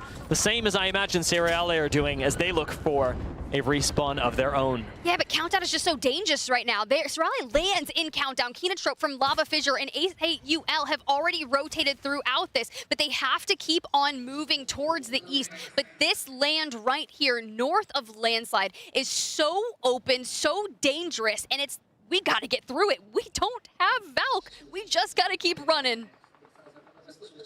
SAUL seem to have made it with relative safety. Surprised not to see more Gibbies, but I think for teams like SAUL, the Catalyst being picked up is sort of serving that purpose. It may not be the completely bulletproof dome that Gibby puts down, but it's a lot more flexible and it can really get you to a good end game. Team Mango do find a knock on Yuka. Looks like No Name's not having a good time either as the Crazy Thieves take a chunk out of them. And this is exactly what's going to happen for this end game as everyone has looked to move in. Sure, we talk about the high ground with the rocks, the Bridge of Death from earlier, but it's so open that the triple take, the G7 scout, the bow check are going to be your worst nightmare. You will hear those shots in your sleep tonight if you're not in match point finals tomorrow. Nice patience out of Jen Burton. Just uses the drill to reposition folks directly into the line of sight of his bow check. It's really tricky to siege this truck, though, especially without expending nades. Take a look at the top of your screen. Citadel Gaming, a much-needed recovery, have picked up their full squad again. Huge. They did that just south of Lava Siphon, so they'll have to filter through Harvester, but they're not going to be alone elsewhere. Aurora in the south, they're waiting. They're chasing it. They're going for it.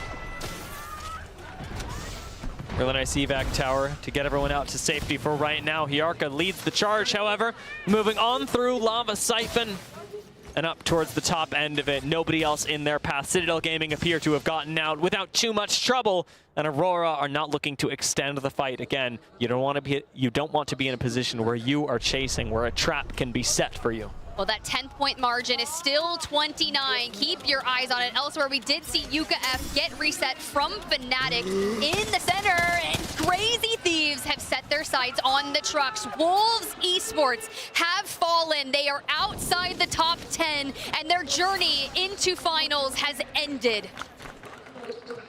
That siege took so long as well. It was an exceedingly painful bleeding out of Wolves in the truck.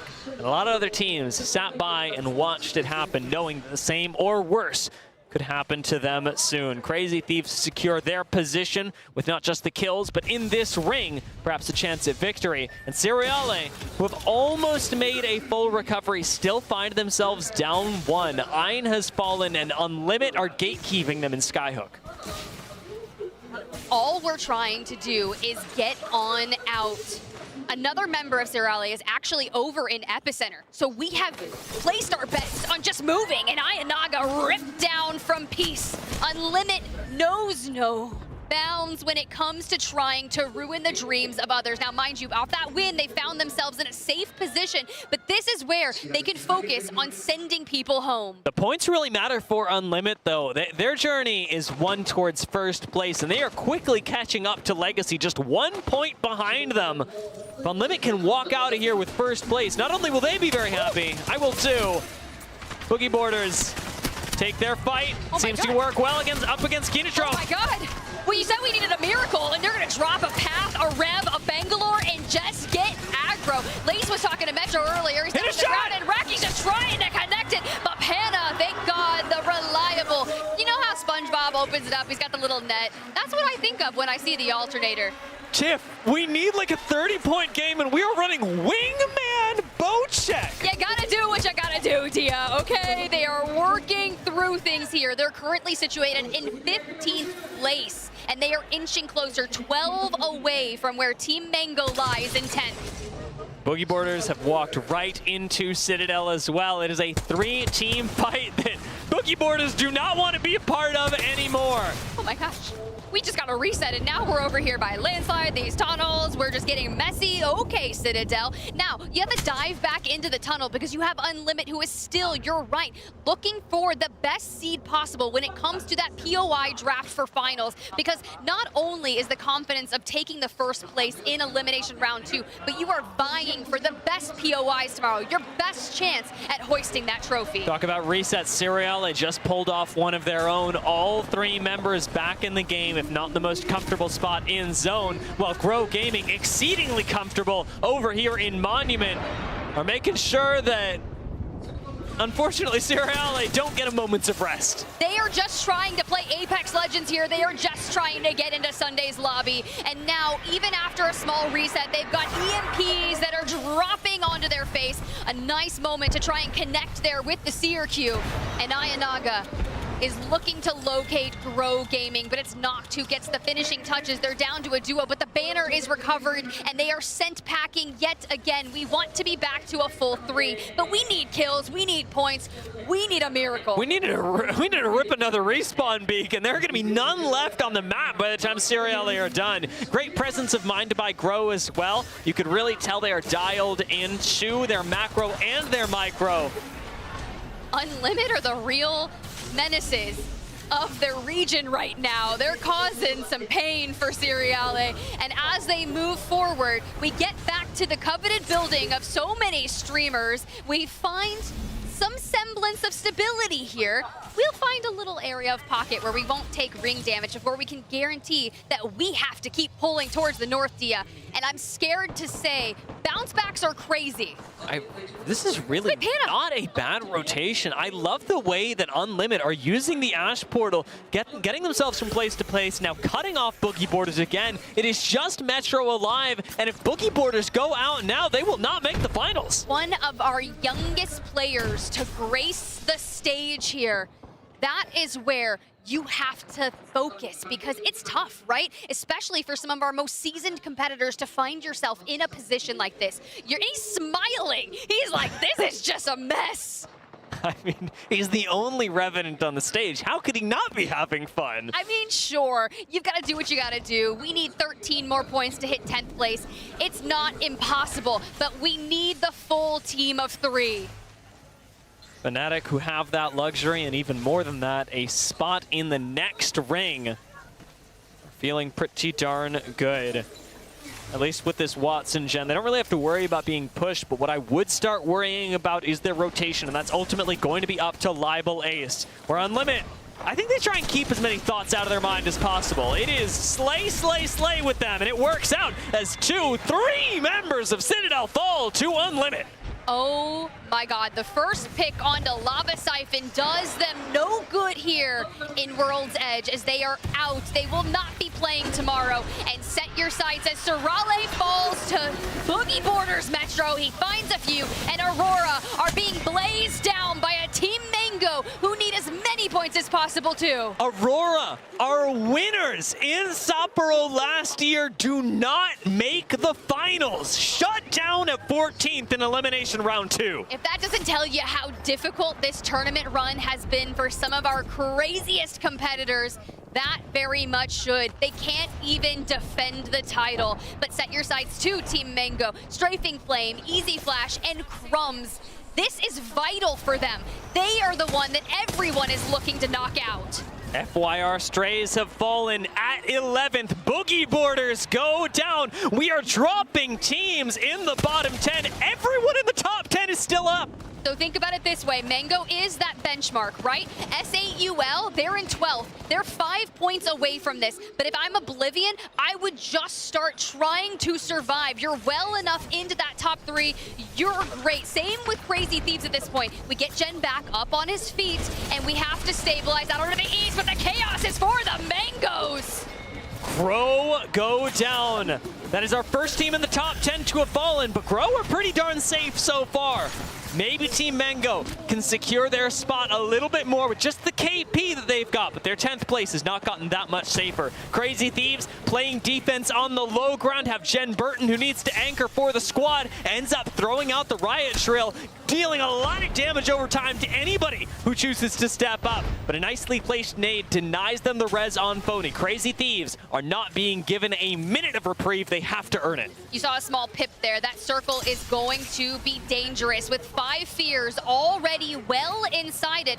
They're in 5th place overall, so it's not like they have to worry too much about falling out. There's still a pad here, but for the Team Mango, they are not safe. They are the ones that everyone is challenging for, and it's Easy Flash, the last standing member who must survive against Oblivion and instead are sent into Abyss. The line right now is 32 points. SAUL, the closest squad, at 26 right now. And as you mentioned with the map, SAUL are mighty close to the next zone. 5 fears will not make it. Another team in the top 10 falls. But SAUL, they have got to be the team that we are looking to make their qualification run happen.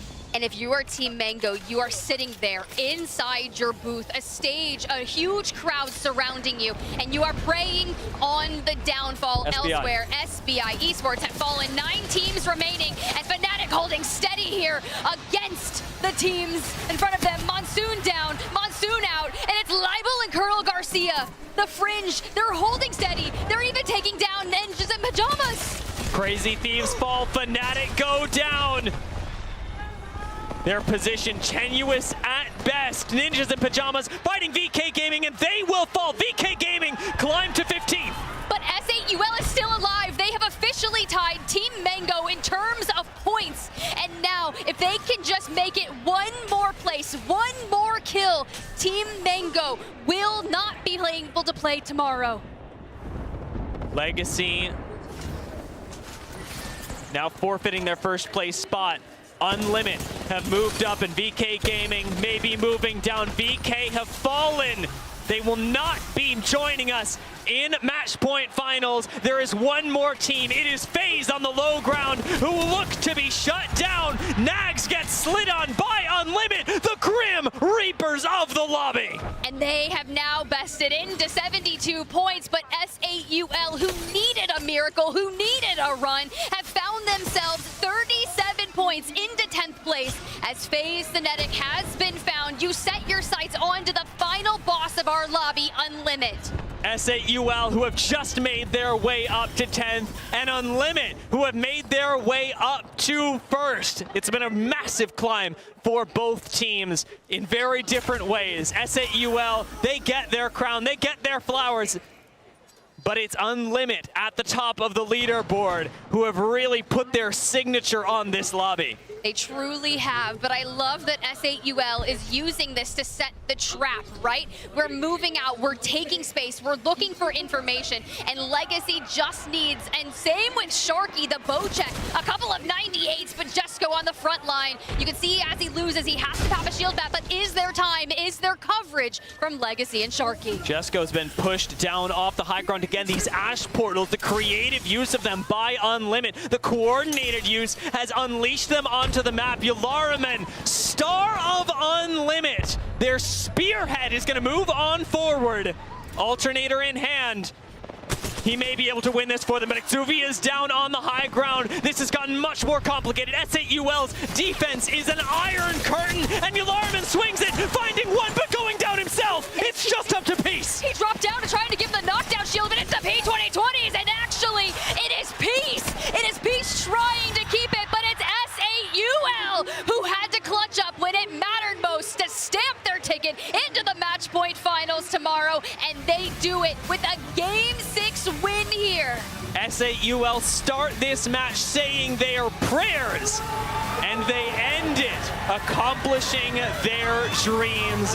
This is going to be a finals appearance for one of the most highly rated teams coming out of APAC South this tournament. They have played out of their minds in the group stage, and they have suffered constant setbacks in the elimination stage, not letting that shake them. This Game 6, this was the stuff of miracles, Tiff. It is 9:45 p.m. here in Japan, and these boys have been playing all day. We talk about fatigue. I mentioned it earlier, Dia, but this shows you that you are never out. You still have a chance, and if you can take it in game number 6 and you can qualify tomorrow, now you know what? What's left to do?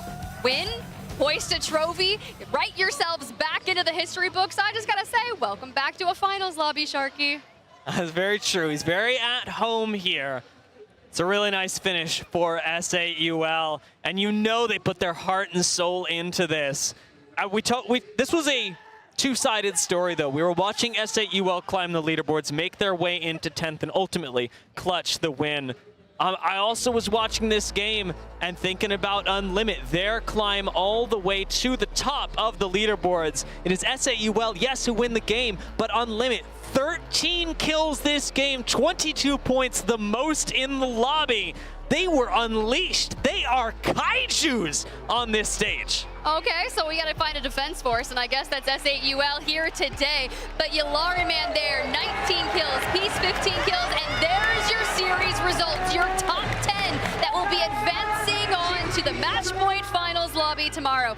SBI Esports, 39 points.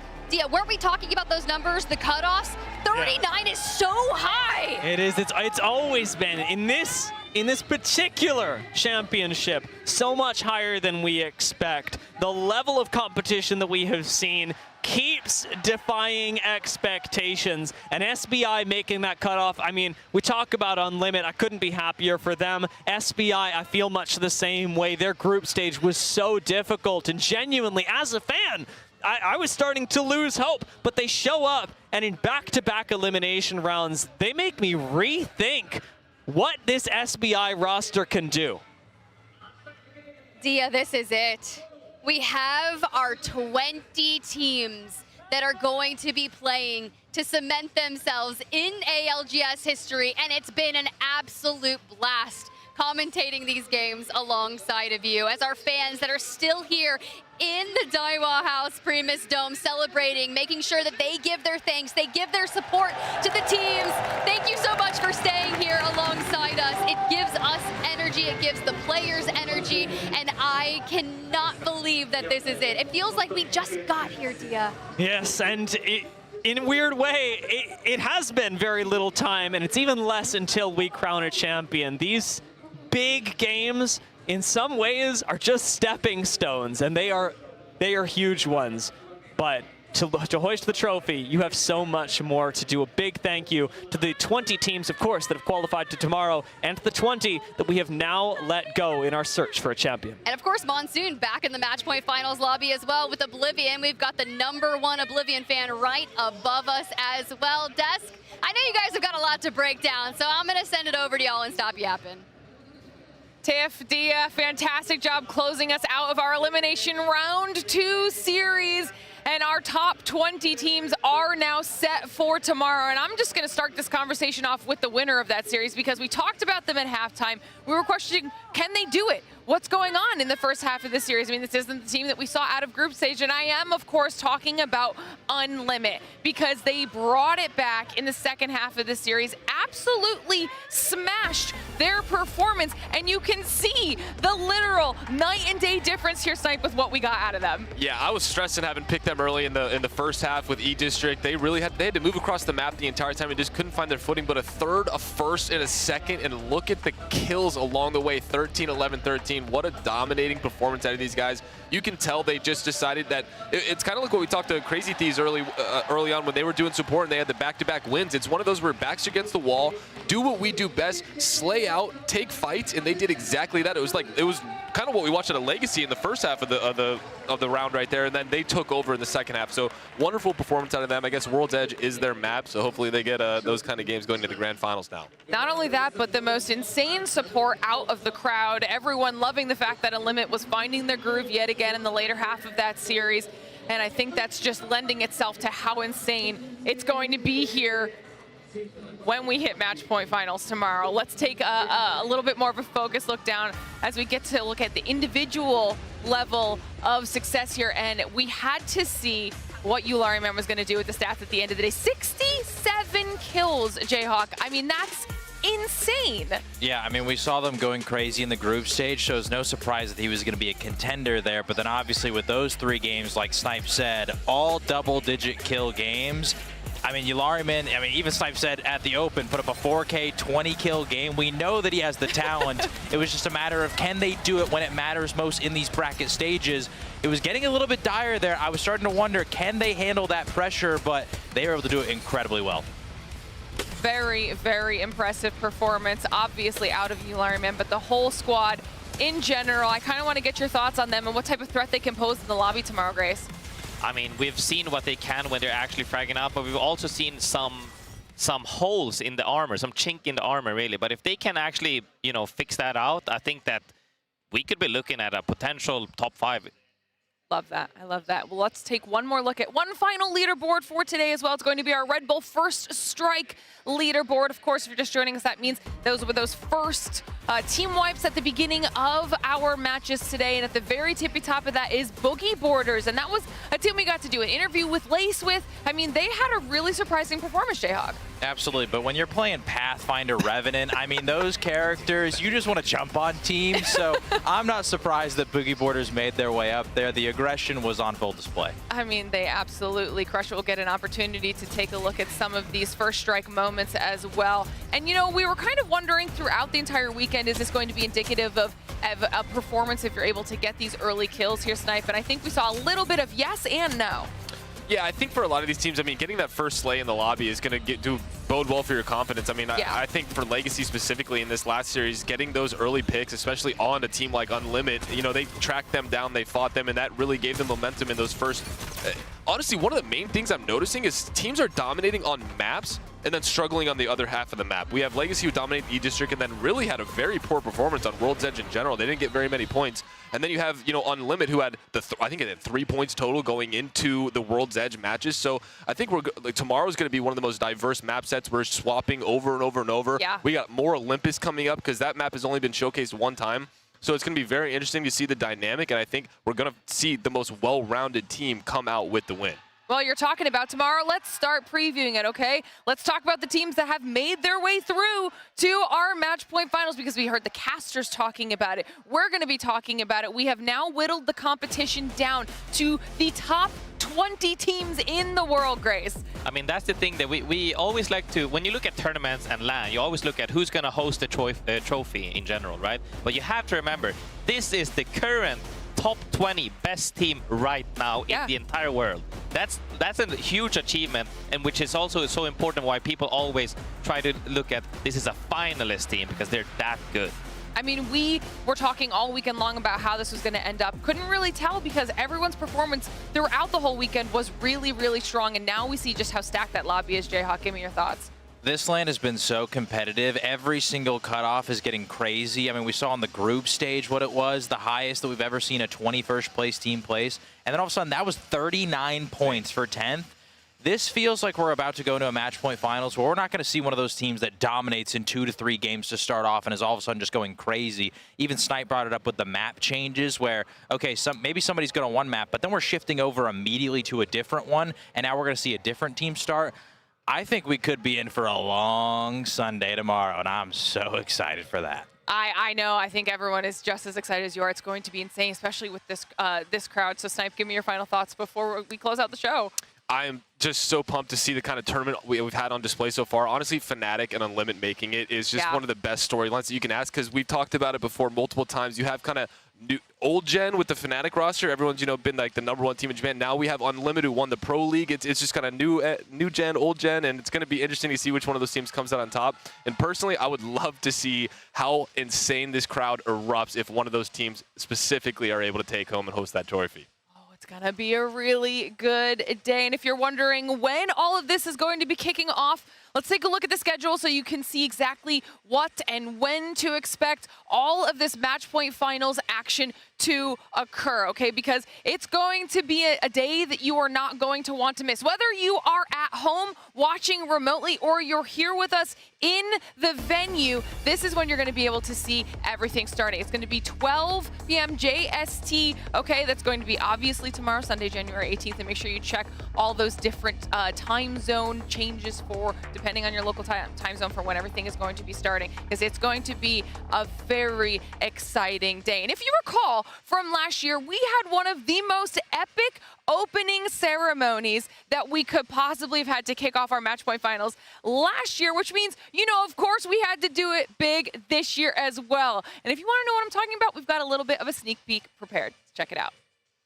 Get the military finger, top, jump, pot up like 10, now young gun shot.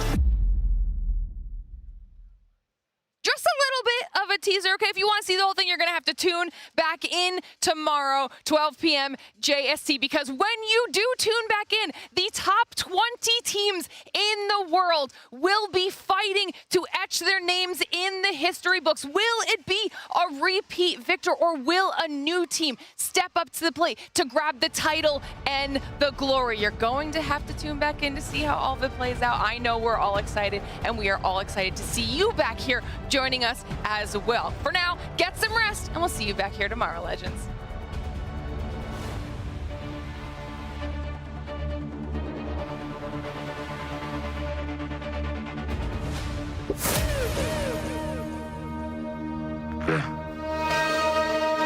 The opportunity comes, you gotta be ready. Ready to go. Yeah, you can't deny. Hard to defy. They think I've been in this, my power limit design. Just one of a kind. Ain't gonna lie, I'm a circle of love.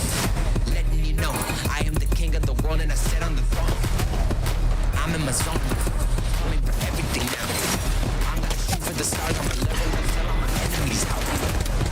I came to battle, so I'm a force. You can say I'm on a ride, but you're crazy if you think I'm changing my course. Ready to ride, I'm always like that, I'm loaded. Ready to go, I'm always ready to go. What's in my mind? Don't need to get in the mood, yeah. I'm coming for gold. I'm always ready. This is the beginning of the end. The beauty of the pressure. This is the final 10 team. Finally, all the teams are very much on an equal plane.